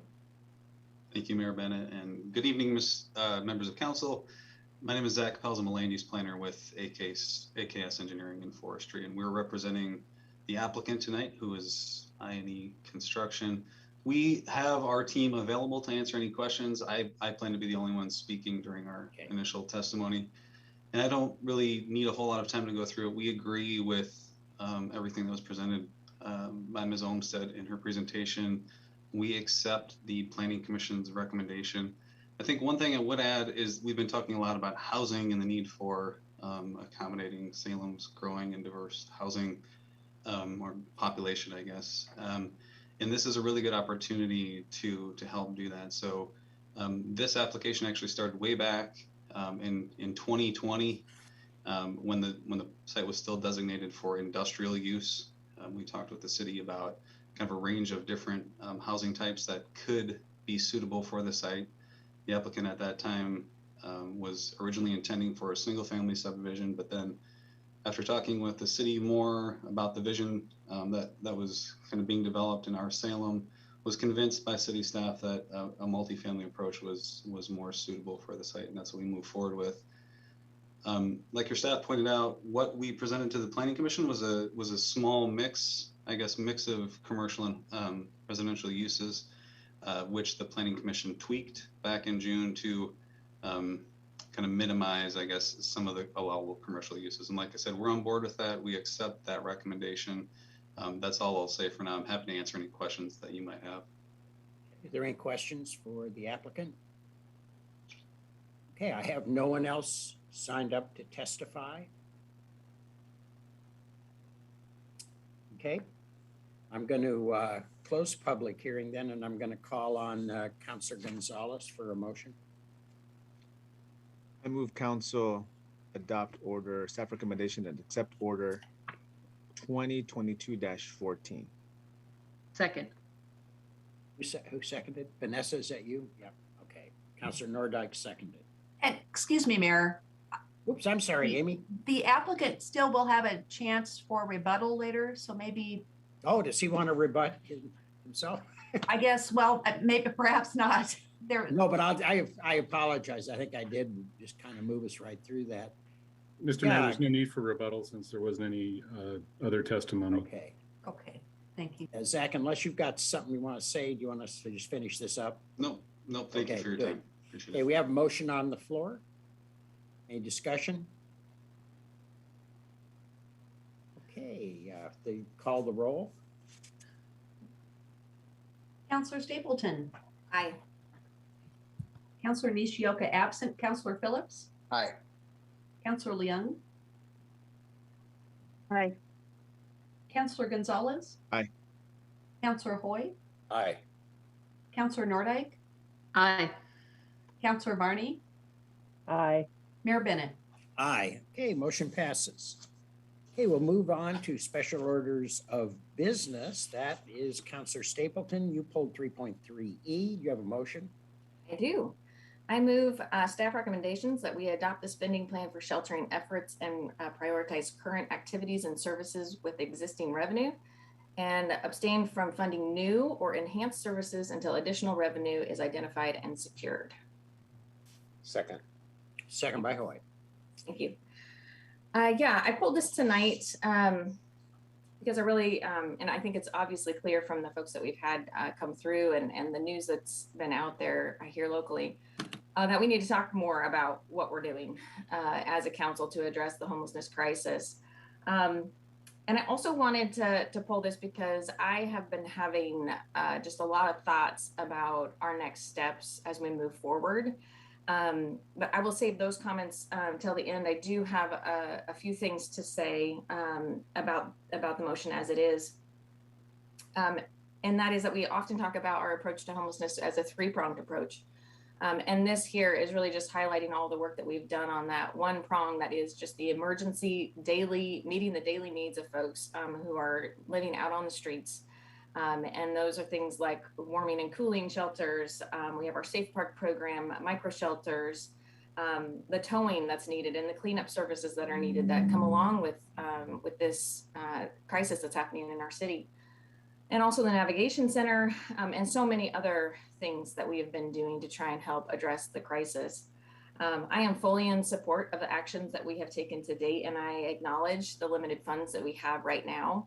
I also have trust and faith in the people that I work with here on the screen and behind the screen at the city who are constantly looking for new funding sources, who understand the direction that this council has taken on this topic, and I think are really working hard behind the scenes to try and move in that direction. So I hope that others here tonight will join me in that. But I did want to also ask a couple of questions about the report that we got in our staff report here. And reading through the staff report this weekend, I saw 4 different groups that needed special attention. And those would be our veterans, victims of domestic violence, seniors, and our LGBTQIA+ kids. I was really disappointed to learn this past month that the Veterans Housing Project that was planned for West Salem fell through. This was a project that I had really high hopes for, and I would love to be debriefed on what happened if staff do know. And if there is any way that we could fund any kind of gap funding that might be needed in order to see this through. If and when the bond passes, is this a project that would qualify for that kind of gap funding? That's something that is really important to me as we move forward. And I've already spoken to staff about the Center for Hope and Safety. I understand that they have a funding gap in order to see that location in their downtown be completed and operational. And I would like to know more about that gap funding and if there's something that can be done with ARPA funds or any other kind of funds that we have in order to help make that a success and open as soon as possible. I know that the Salem Housing Authority just recently did a multi-generational housing project in South Salem. We also have the amazing group working out there at Center 50+. But what else is happening in the city that's going to be helping seniors who just have unstable housing right now? And lastly, I've heard about different projects. One in West Salem for LGBTQIA+ youth that are experiencing homelessness.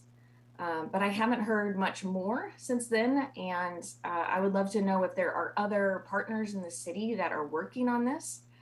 Again, one of those key points that I know that we need help in. And I also just wanted to highlight that recently we all learned about the disparities in the differences between shelters and when we have curfews. Some of the sheltering locations in town, in my opinion, have too high of barriers. And I would like to see those barriers come down, and so that folks can access those sheltering beds. And so in those relationships that we already have that we're working through, I'm anxious to hear from staff about how we as a city can work to really lower the boundaries and get more and more people accessing those shelter beds. I hate it that we have shelter beds that are empty at night. And so really utilizing what we already have. So I know that those are a lot of questions that I've thrown out there, and I'm not expecting answers on every single one of those points tonight, but I wanted to voice what I'm thinking about. And when I read this report, and it's hard being a counselor because you never know when is the right time to bring things up, and when you can talk to counselors and when you can't. It's always so such a struggle for me personally. And so this may not be the opportune moment, but I really would love to talk about the other two prongs in our approach and when we are going to start tackling that, and how that's going to be tackled. And those two for me are, how do we keep people in housing that they already have? And how do we address the housing crisis by getting more housing built in the city of Salem at all levels? And so I would love if the city manager would be open to having a work session on how we move forward with the next steps and differently, and how we've recently and to date have talked a lot about homelessness, and that is with the emergency side of things. But I really would love to shift our focus and start talking more about the long-term ending homelessness and preventing it from happening in the first place.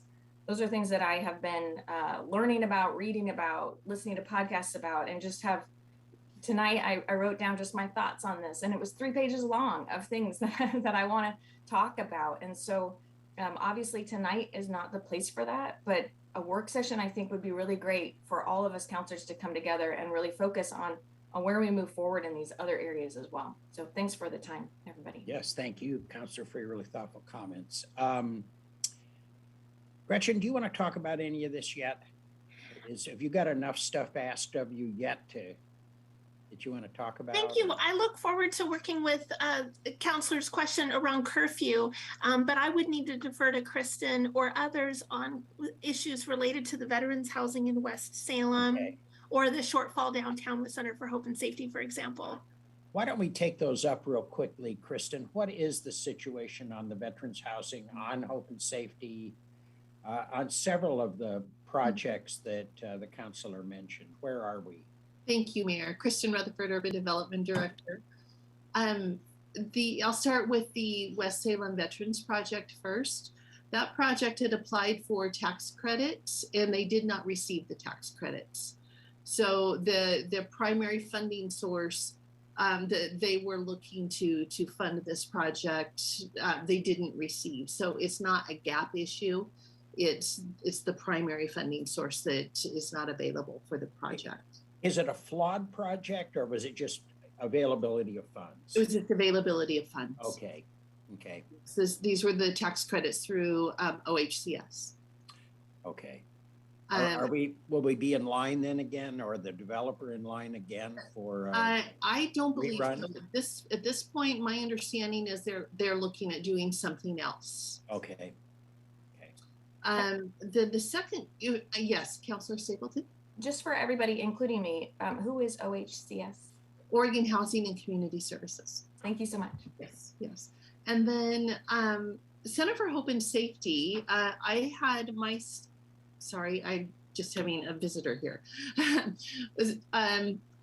The Center for Hope and Safety staff were contacted by our staff in federal programs to see if the funds that we had allocated to the Veterans Housing Project in West Salem, if they may have use for these funds. And the information that we received was that they do not have a funding gap at this point in time.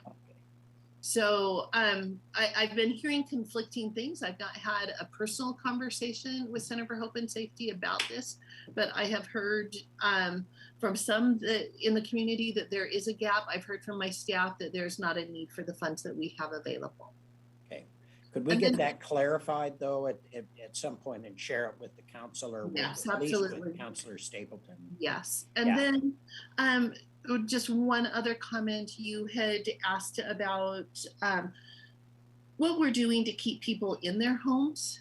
And, we fund tenant-based rental assistance programs every year. And we also have our utility relief programs for city utilities. And those are all programs that are specifically targeted to help keep people where they are. Okay, great. Thank you. Councilor Nordike. Thank you, Mr. Mayor. So I was surprised to see that as a consent agenda item, the recommendation and the question before us is whether we should adopt a spending plan, not just for this year, but for multiple years into the future, that we should commit ourselves to not funding any new projects, any new services, or any enhancements to services. And I'm not ready to make that commitment tonight for a variety of reasons. I know that the needs of our community, particularly when it comes to homelessness, changes all the time. There are so many individuals who become homeless at the drop of a hat, and many who just need 3 to 6 months to stabilize before they can resume permanency. The other reason has to do with the fact that we are at the tail end of this year. Next year, we will have a new mayor, and we have 3 new councilors who are not here tonight, who cannot weigh in on whether we should adopt an attached spending plan for today and abstain from funding new or enhanced services until additional revenue is identified and secured. I think that our needs are changing all the time. So I think that has a lot to do with it. We also have a new city manager who I think will have his own input and insight and expertise into how we address homelessness. So there's a lot.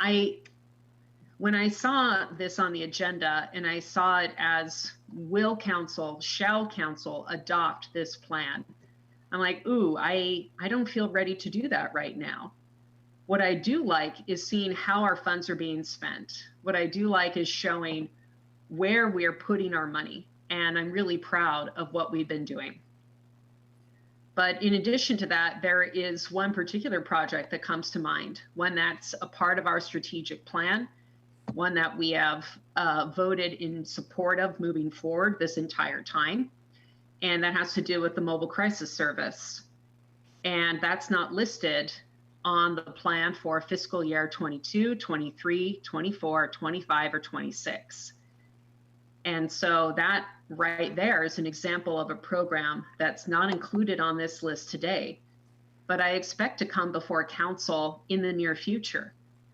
So I wouldn't want to commit to a plan today and say, okay, no new projects, no new services, when the reality is there could be new programs that come up within the next month or so. There could be a new program that comes up within the next year or so. And I understand that, yes, we can always amend as we go. We've amended our budget at the last minute before. I understand that that is an option. But I feel that I want staff to understand where we are coming from when it comes to these plans.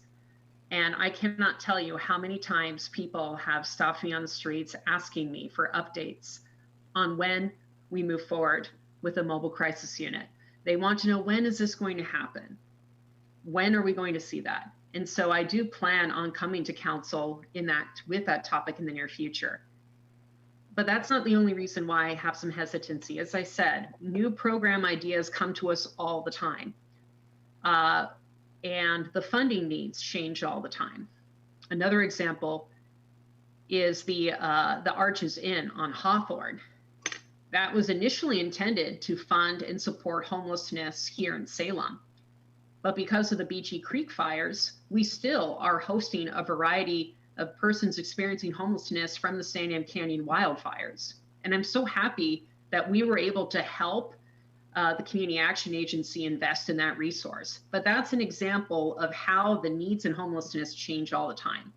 So I support the general concept of telling the staff what we want, what we anticipate needing in the future, because staff needs to have both the short game and the long game to move forward. But when I hear, the phrasing of the motion is, shall we adopt this plan, and refrain from future services or projects without knowing what those are, that gives me pause. But none of this is to say that I don't appreciate all of the time and work that the staff have put into putting this together, into doing everything they can to listen to us as this council grows and evolves. So I appreciate the conversation, and I really appreciate Councillor Stapleton's remarks. It's so important that we look forward, and I know we are all oaring in the same direction. It's just the wording of this particular recommendation gave me pause. Thank you. Councillor Leung.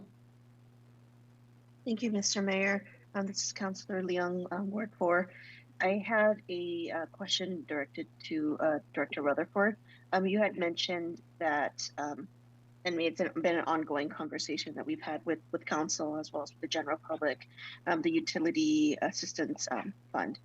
Do you have a breakdown of who applies for that and like the demographics or any of those details? I know we've asked the same question of Mr. Ryan Vinsky, and so he's supposed to come back at a future session for an update, but I'm just wondering, like, for the utility program, what data do you have available, and is that something that councilors could take a look at? I'm going to ask Director Fernandez if he is available this evening. I'm just looking to see if he's actually on the call here. Yes. If this is information that he has handy, it's not information that I have available right now. And I don't know to what degree the Public Works Department tracks specific demographics and how deeply that gets broken down. Even if it wasn't broken down by that, but at least you would have like zip codes. So you have a general idea in terms of what region, and if there was any type of demographics, like specifically if well, do we have someone from Public Works that is going to pop up here? I don't see Peter popping up here, so I am going to say this is information we will need to bring back to council. Okay, I think good. Thank you. Oh, there he is. I apologize. I had to step out for just a second. So, Peter, the question is any data or demographics about the individuals that apply for our utility relief programs?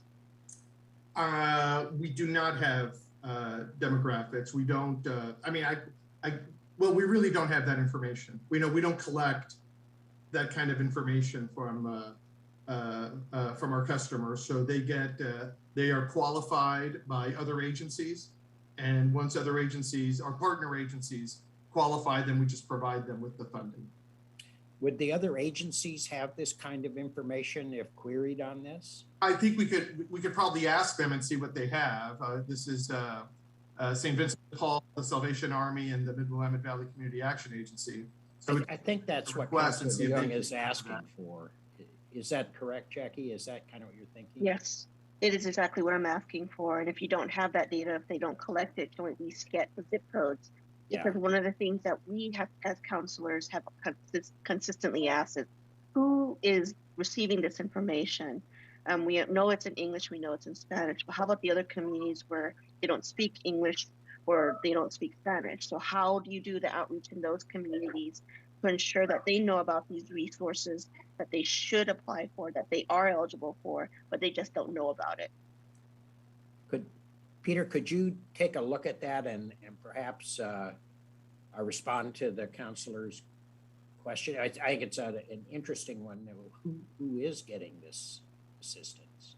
Sure, we certainly can look into it and provide whatever information. That'd be great. Whatever they can give us. Great. Yeah, we just don't collect demographic information from our customers. Sure, but if we have partners that do, it may be helpful to see at least if we can get a look at it. I'll see what we can dig up. Yeah. Great, thank you very much. Lori Walker. Thank you, Mr. Mayor. As an advocate, I would like to say that this all looks good. The wording going forward, and if we adopt it without abstain from funding new or enhanced services. So my concern with that is there are critical needs going forward regarding funding revenue for sustainable housing. We have the money right now for the temporary and for the villages, the pods, and that's great. But where do people go from there when they're ready for a home? And where is a sustainable housing? So I believe, and many people in Salem believe, we need more homes for people to live in. And if we had more motels, then to quote another person I talked to today, if we had more motels, that equals more bang for the buck.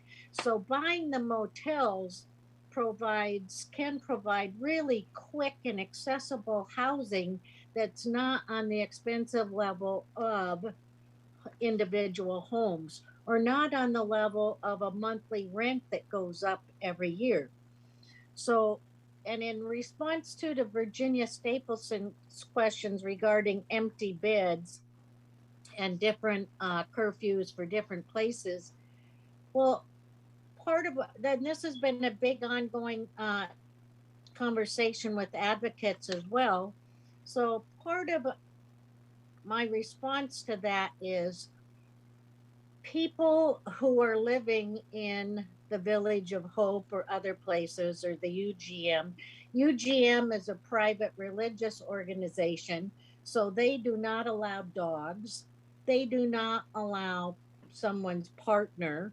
They have very high barriers for people staying there. It's considered a higher barrier than a warming center or Village of Hope or other places. So people don't want to go there without their girlfriend or husband or wife. They can't go there with their dog. And so that is why there's empty beds in some places. And other places are full because they're lower barrier.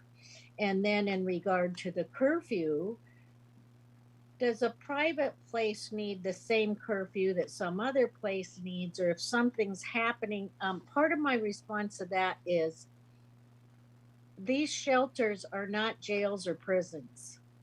So people are not going there to have a certain time. Like, they're like us. They are us, and they are our family members. So really, do they really need to be told they need to be there at 8 o'clock and have a curfew time that even teenagers aren't back in home? So there's a lot of different reasons for curfew, and it can be a really touchy situation. But we absolutely need to look at more housing, what we can get for the best amount of money, and to have a cahoots type program is going to save the police money, and it's going to save lives. And being 30 years behind Eugene, Mayor Bennett's heard me say this before, we're catching up. Everything that we as advocates have requested for the last 7 years is coming to fruition, and it's awesome. The Navigation Center will be coming on board. Other places are coming on board, but for so many years we had to catch up. And part of the issue is nobody stands up and says, the state contributed to this, the county contributed. And when we have the county giving more money for dog control than for people, we've got to look at where our help is coming from. And it puts a lot on Salem as a city. Okay. Thank you. Councilor Hoy. Thank you, Mr. Mayor. And just quickly to address one thing that Lori kind of posed, I do anticipate future project turnkeys funding for future project turnkeys coming from the state legislature. So keep an eye out for that. But I would like to address the issue that Councilor Nordyke raised, and I would like to hear from staff. What was the thinking in terms of the kind of binding us into the future about the future funding? I think that, as Councilor Nordyke stated, this outline really helped me have a great picture painted of where we're at, where we're headed, what are the ramifications of our decisions are in terms of when funding runs out and that sort of thing. Yeah. But I don't know if it would be Ms. Rutherford or Ms. Bennett or maybe Mr. Staley speak to to the actual recommendation, which was sort of a kind of had a binding. We were sort of binding ourselves going forward, and I just would like to hear the thought on that. Kristen, do you want to lead off or on this? I can lead off, and then I will pitch it over to Gretchen. Okay. So the primary thought is that we have invested significantly in a number of different services and operations to provide shelter for our those in need in our community. And some of those we haven't even made operational yet, like the navigation center. So we still have costs there that we haven't started to incur yet and really know yet how that is going to work out. And so the more new services that we start up, without having ongoing funding, which we don't have, we're starting these up with one-time funds, that means the sooner we're going to be winding them down. And so the recommendation is based to really maximize the investment that we've made to date and really realize the value and the impact of the investment that we've made to date. So Gretchen, do you have anything that you'd like to add to that? Only to illustrate some of the existing investments are not fully funded even through next fiscal year, just to help illustrate that point that, to Councillor Stapleton's point, although work is underway to actively seek additional revenue sources, even the existing investments aren't fully funded for very long. So just to make sure everyone's really aware of that and the potential impacts to closing things that have just recently been opened if other things began without revenue. So if I could follow up, Mr. Mayor. Yeah, go ahead.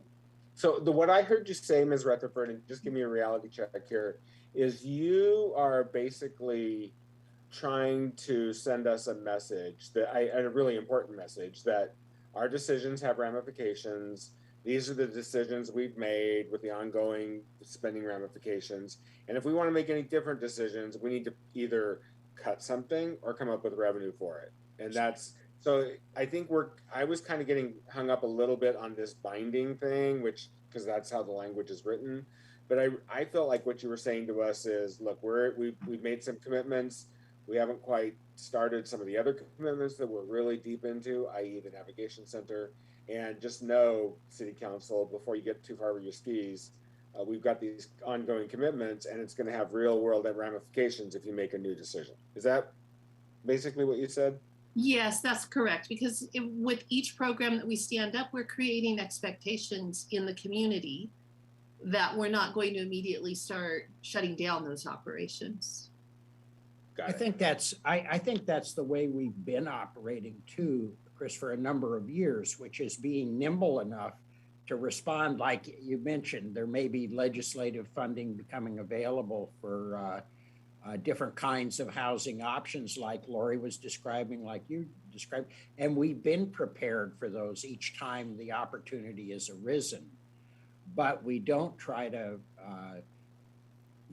I think we could paint ourselves into a real corner in the future, be unable to really meet the potential of the navigation center or some of the other projects that are out there, or deal with cahoots or other issues if we're not real cautious about it. I think that's what, if I understand, that's what you're saying to us.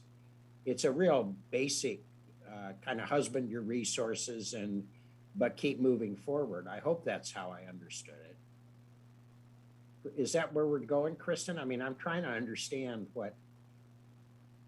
Yes, I think that's a correct statement. So, the options that we have are to take the programs that we've started to date, yeah, and extend them as long as we can with the one-time funding we have available.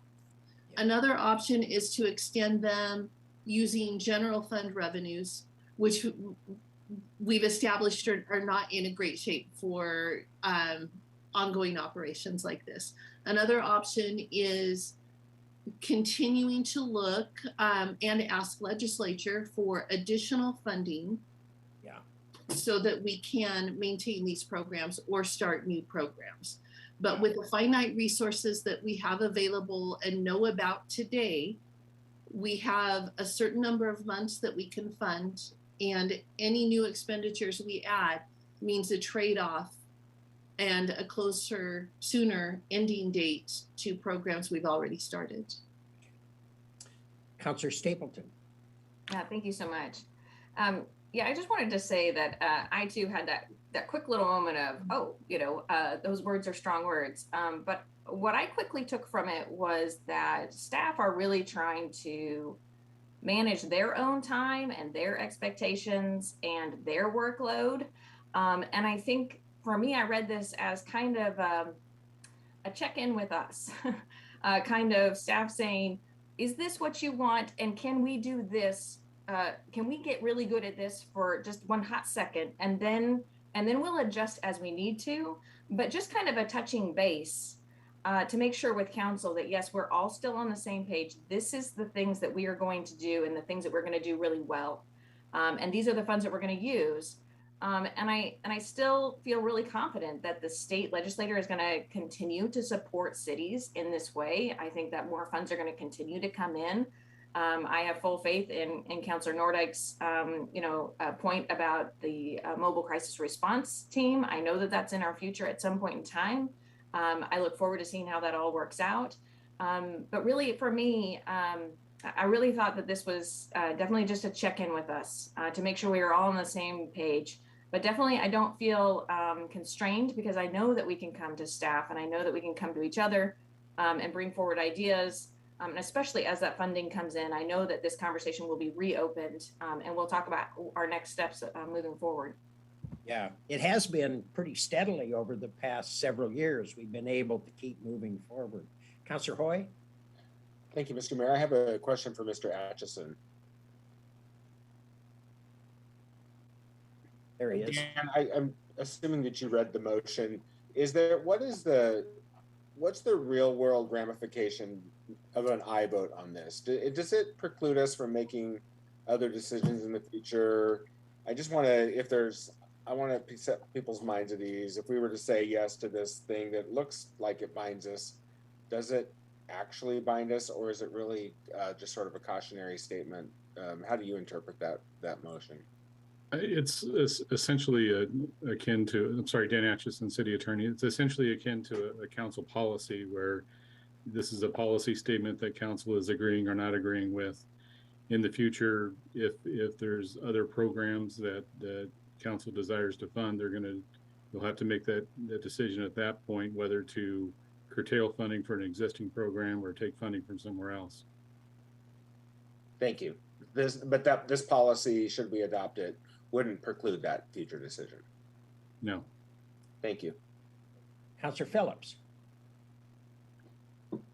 Yeah, thank you. I appreciate the comments from my colleagues. I've learned a lot throughout this discussion. I do want to make sure that I understand, what we are discussing right now.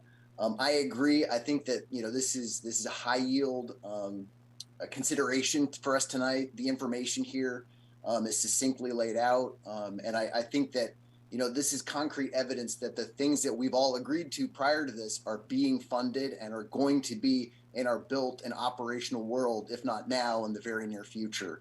So I appreciate that we're not sitting on any extra reserves. Like it's out the door, it's committed in the very near term. So I just want the community to know that we're doing everything we can to make a difference on this major issue. And this year the costs are a little higher because we have to finish, building the navigation center, which are some one-time costs, and then it kind of moves into the more just funding the operations. So I don't see us really scaling back this year or next. Gretchen, not to pick on you in particular, but I do want to make sure I understand. When I look at this, I feel like we've definitely got funding for all these projects, and the 2022-23 year and 23-24. Is everything funded through that 23-24, or is it sooner than that, or is it a little bit after that?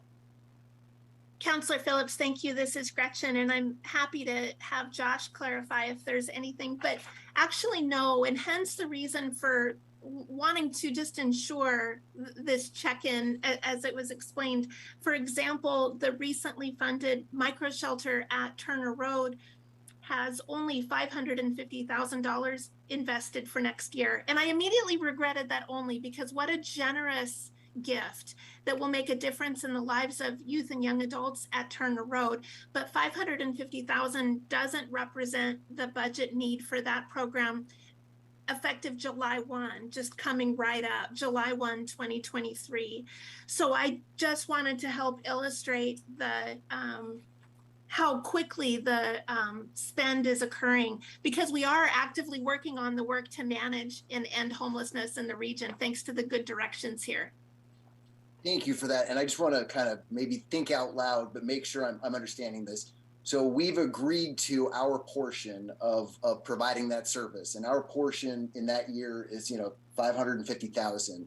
But we can do that without going in the red. It doesn't meet the entire, budget for that service, but it's what we've agreed to and what our proposal was at the time we considered it.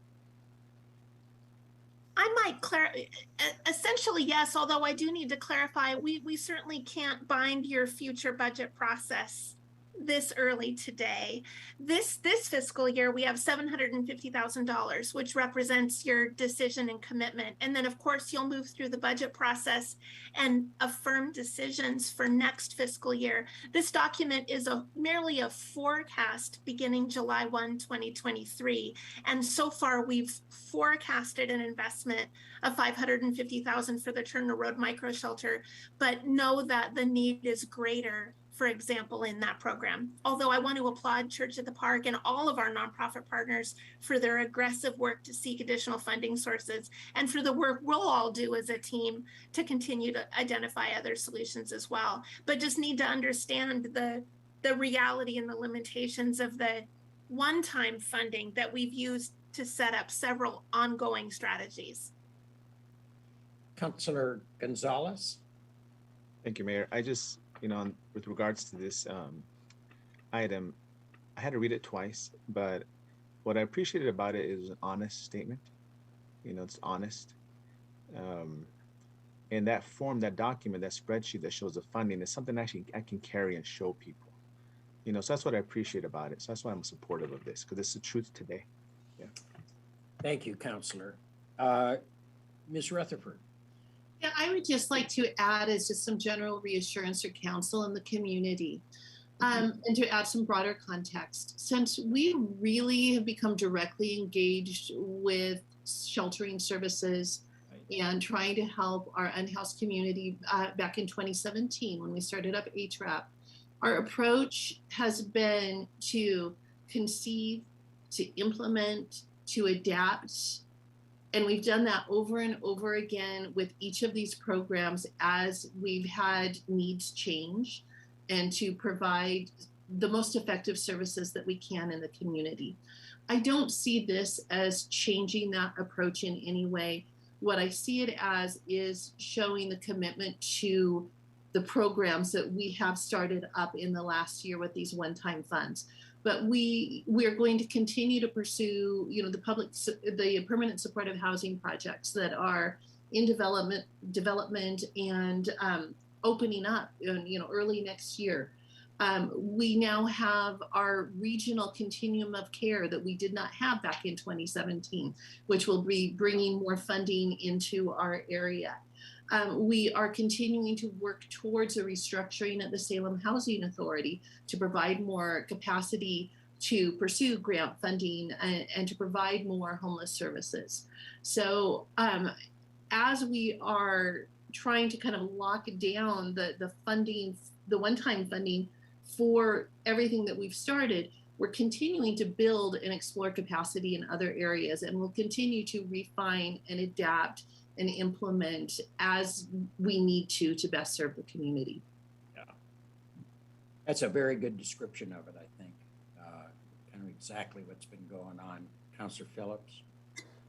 Yeah, thank you. I mean, I guess I just want to end on saying that, to me, the other thing I've learned from this, besides just a good summary of where we're at and the strong work we've been doing, is there will be an absolute, tremendous need for the the other stakeholders, the state, the county, federal government, to participate in this process no later than 2025. I mean, that's when we definitely all agree that we have unfunded, needs. So whether it's continuing the navigation center with state funds or, the navigation center with some help from the county commission, we appreciate those dollars that we've gotten to date. But this is not something that we can do on our own as the city of Salem. We will need our partners, the state of Oregon, the commission, and the county commissioners and the federal government to play a role in this process. So yeah, thank you for the summary. I'm supportive. I've been reassured. Great. Councilor Nordyke? Thank you, Mr. Mayor, and I appreciate the robust and respectful conversation as always from my colleagues. One thing we could consider doing is the recommendation from staff is to adopt the spending plan, and I don't have the precise verbiage in front of me. What we could do is adopt the spending plan for sheltering efforts. I'm kind of reading a suggestion here. Adopt the spending plan for sheltering efforts and prioritize current activities and services with the existing revenue, which is unchanged from the language from the staff report. But you could change the last half of that sentence and say, and research additional revenue for any future new or enhanced services. We could do that too. It's just when I understand, our city attorney is saying, oh, it's not binding. Well, I mean, when I hear adopt and I see a proposal that goes into 2026, that still is a vote that requires an explanation. And I would rather just do a friendly amendment, which I think takes our conversation into account. It shows the staff, yes, we understand this is the plan based on the information we have today, based on the services that we've already approved today. But it doesn't, to me, it wouldn't close the door to new or enhanced services, which I expect will arise for all the reasons that we've already discussed and that Director Rutherford has mentioned. Hey. So we could do that. And I'm just kind of looking at my colleagues to see, I'm looking at your faces because we're not in person. Yeah, I'll tell you what to look for is that person who makes that motion. That's the person we need, right? Oh, I can do that, Mr. Mayor. Okay, why don't you see if you have a second? Yeah, sure. So I'll make a friendly, and this is certainly intended as a friendly amendment. I move to amend staff recommendation as follows, quote, adopt the spending plan for sheltering efforts and prioritize current activities and services with existing revenue, comma, and research additional revenue for any future new or enhanced services. Second. Leung seconds, okay?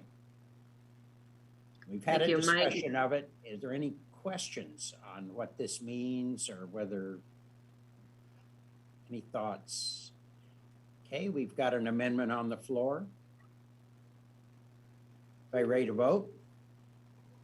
Okay, the recorder, please call a roll. Councilor Nishioka absent. Councilor Phillips. Yes. Councilor Leung. Aye.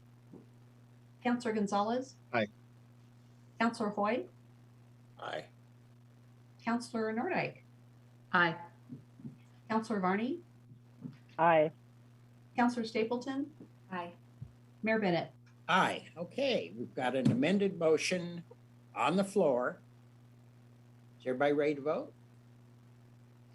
Okay, so this one is good stuff now, good stuff in the future with more money.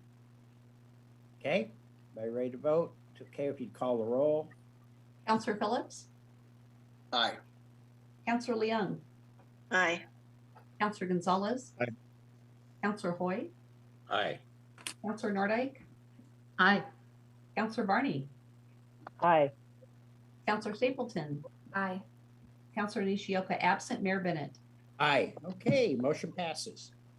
Thank you for the discussion, and thank you to the staff for kind of getting this all clarified. I think it's important people understand what's going on, what has been going on, that there's a future to this. based on funding and the willingness of the council to continue on the process we've been on for a number of years. And that'll be the real interesting challenge. Okay. We're going to go to information reports. Anybody need more information? Yeah, Lori, what's up? You have questions on information reports? No, I just wanted to say this is an awesome night to be here and to be participating and listening, even though I can't vote. Thank you all. Okay, thank you. Now we're on information reports. Councilor Leung. Thank you, Mr. Mayor. Councilor Leung, Ward 4. I had a question about the DEI report. 6C? Yes. Okay. And it's actually more of a follow-up because if you all, councilors and you and Mayor, you all remember we had a series of DEI trainings that we were committed to. We had the 2 with Dr. Johnny Lake, and then we also had another one with another facilitator, but I don't remember their name right now. I thought that we had 3 sessions altogether with Dr. Lake, and when will the 3rd one be scheduled?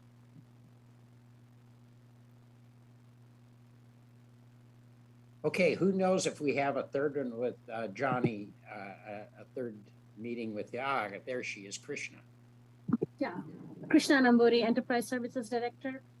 Counselor, we don't have a 3rd session scheduled with Dr. Lake, but we can definitely look into that and arrange one. So I know Gretchen and my team will be working on it pretty soon. If that's what the council intends to do, then we would proceed with that. Because I thought we had committed to at least 3 with Dr. Lake, and we've only had our 2 of the 3 that we had discussed on. Gretchen, do you want to respond to that, or maybe we can get back to you on with more details on that, Counselor, if that's okay? Thank you. I'd be happy to go back and look at the detail too. I have a note that it was 2 trainings. And so we need to go back and double check our information and see if there was a 3rd. We had understood there to be 2 with Dr. Lake.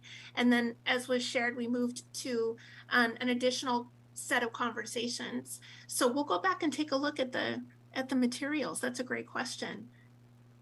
Thank you. Is that okay? Okay. Councilor Stapleton.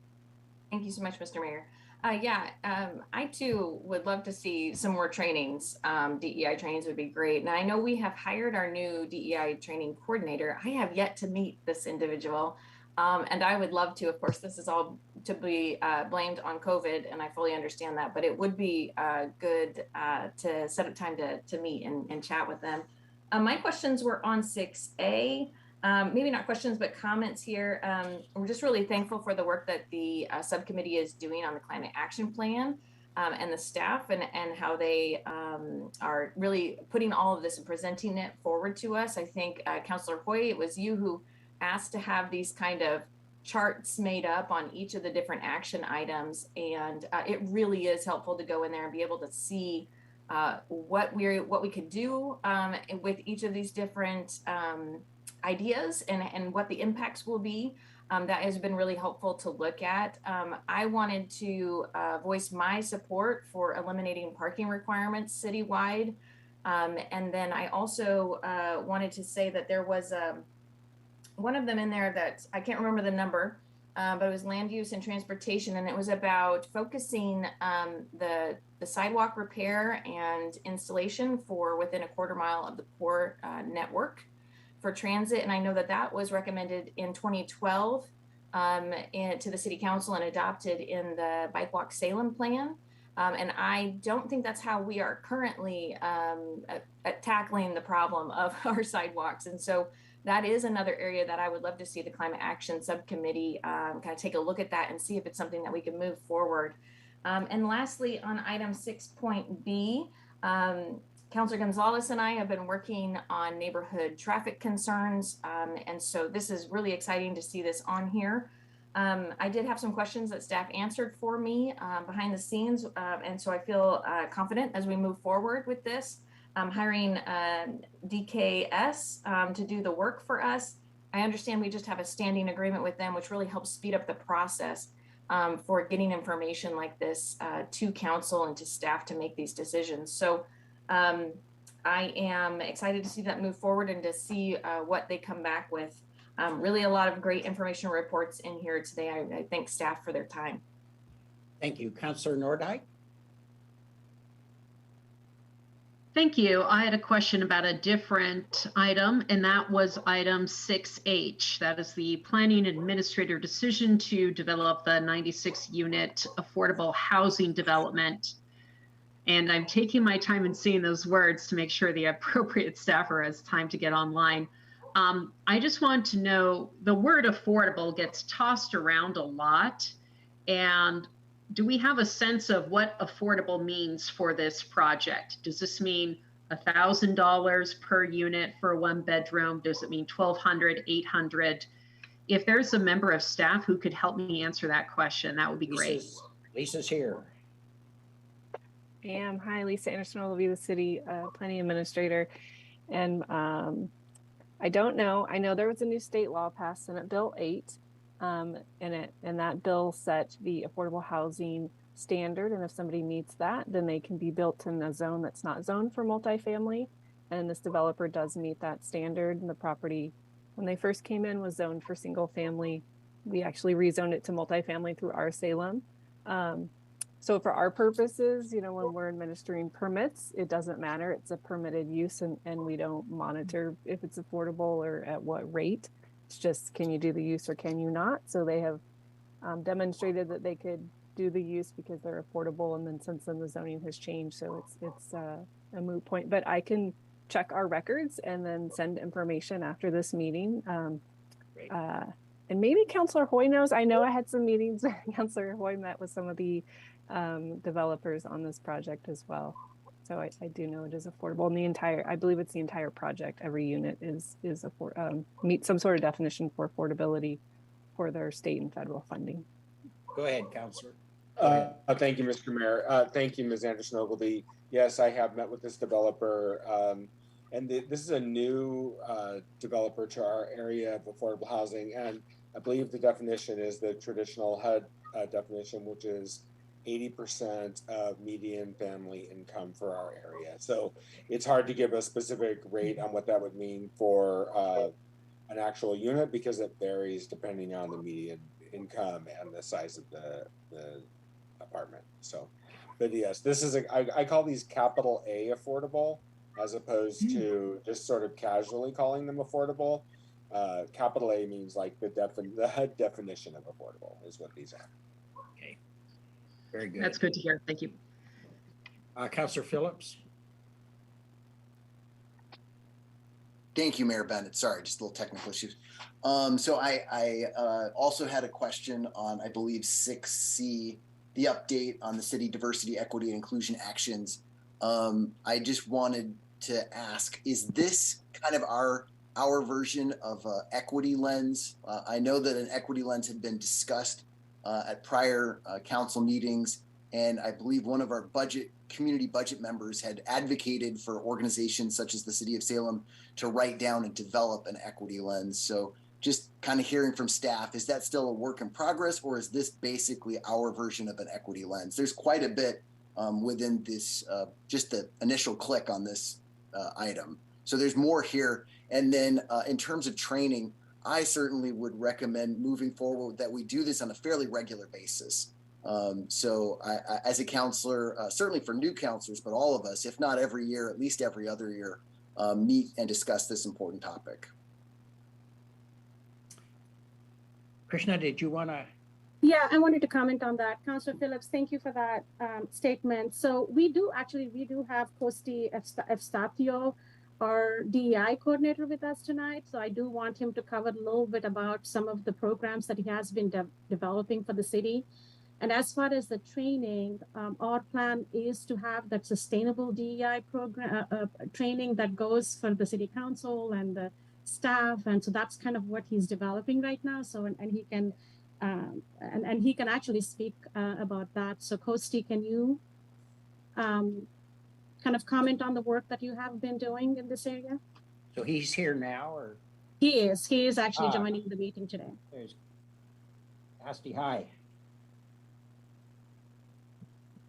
Hello. Sorry, I was having some technical issues trying to get my camera to work. Pleasure to meet all of you. Co-CF Theo, I've seen many of your faces, but I know you haven't seen mine. So one of the areas that I've been really focused on is creating a strategic plan that we have within our internal workings within the city. Been working with McLean and Company, and I had a lot of different employees from throughout the city that actually came and helped with McLean and Company to work on this strategic plan. One of the things included, and Councillor Phillips talked about this, is with in the training and development area. And so one of the things I'm looking to implement is a cultural competency training series that employees can go through. It include cultural awareness, looking at skills and knowledge around cultural capital development, and then also cultural agility, which is looking at how to apply base knowledge into their everyday work that they do. And then also have been working with our recruitment team to look at ways that we can make outreach to different organizations and to kind of really buffer our inclusive efforts and really try to get you know, a wider breadth of applicants as well as employees within the city. Are you available for individual meetings or small group meetings if folks would like to get together with you and kind of go over? Yes. Great. So Mayor, our plan is to kind of schedule those meetings. That is actually in our plans anyway. So we're going to do that. We'll schedule individual meetings with all the council members with Colstein. Great, great. Councillor Phillips, did you have anything further? No, I mean, I think that's very constructive, and I appreciate the updates. It's a pleasure to meet you, Kosti. Thank you, Krishna. I don't know. I mean, we can talk more offline. I'm just, the question I've asked is like, do we have an equity lens? Yeah. And I don't know that I know the answer yet. Like, is the equity lens as a written document, is it a work in progress? Do you need more, you know, an action item from us as council in the future? So I can respond to that, Councillor. So when we are looking at there are several initiatives that we have from that equivalence perspective, right? So what we actually have started kind of working on, we are developing those performance indicators of metrics on each of those. And I wouldn't say that we are done on that yet. We just kind of started looking into that. So our plan is to have those performance indicators and come back to you and say, with these different initiatives, this is how we are measuring, so that you as a council get that update on a regular basis on that. So that's our plan. We just kind of actually started working on that.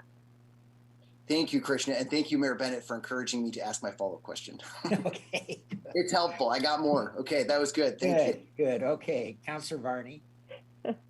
Thank you. Thank you. My question or comment, whatever, has to deal with 6A, our climate action plan. And I wanted to mention that Oregon DEQ's 2022 integrated report on state water quality was approved by the EPA last week. And it's a report that's required every 2 years. And so our Oregon DEQ has an integrated online map. And I wanted to say that Croissant Creek, Glen Gibson Watershed, and Mill Creek are all at the impaired status. So I wanted to say I'm really glad that we're moving forward with our Goal 5 planning, our Goal 5 inventory, because I think it's really, really critical that we have a better idea what's going on with this. And by impaired, the top impairments to our streams are temperatures, obviously, dissolved oxygen, degraded aquatic insects, which are those macroinvertebrates that we see in presentations.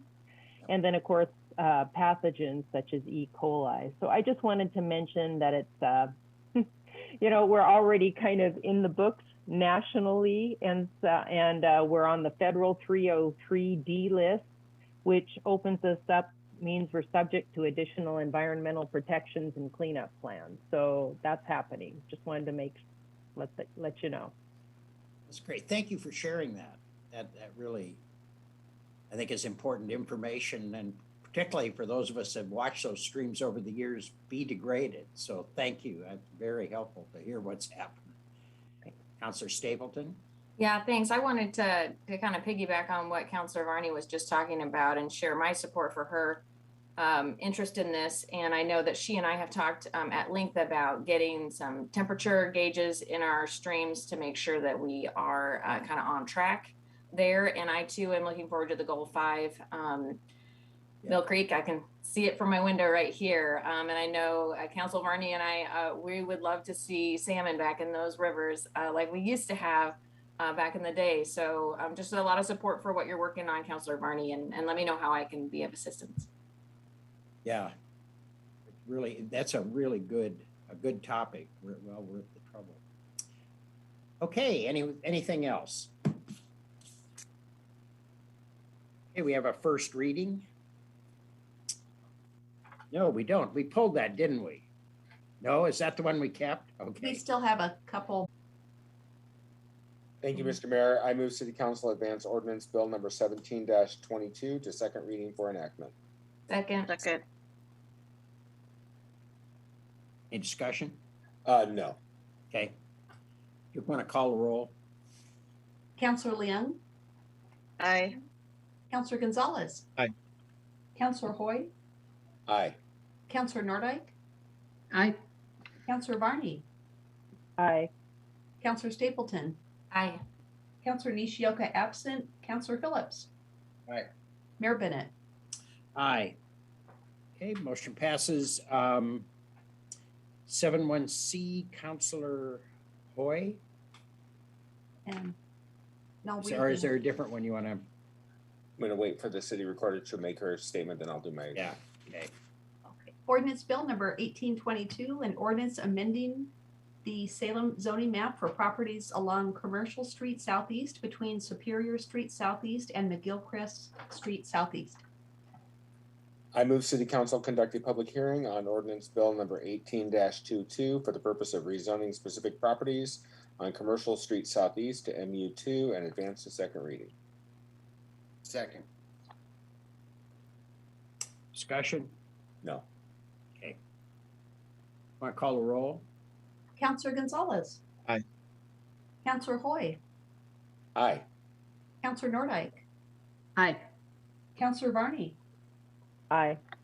Councilor Stapleton? Aye. Councilor Nishioka absent. Councilor Phillips? Aye. Councilor Leung? Aye. Mayor Bennett? Aye. Okay. Go to the second reading.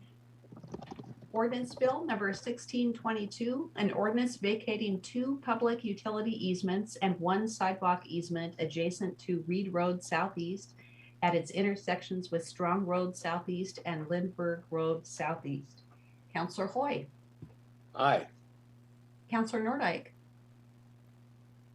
Aye. Councilor Varney? Aye. Councilor Stapleton? Aye. Councilor Nishioka absent. Councilor Phillips?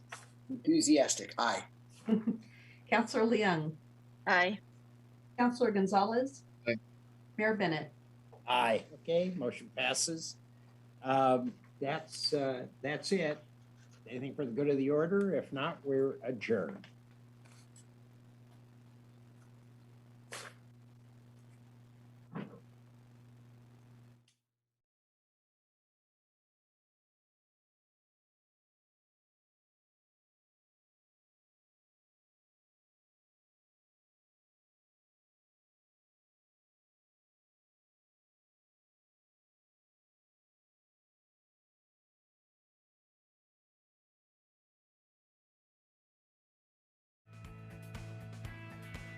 For more videos and for more information, go to capitalcommunitymedia.org and follow us on social media.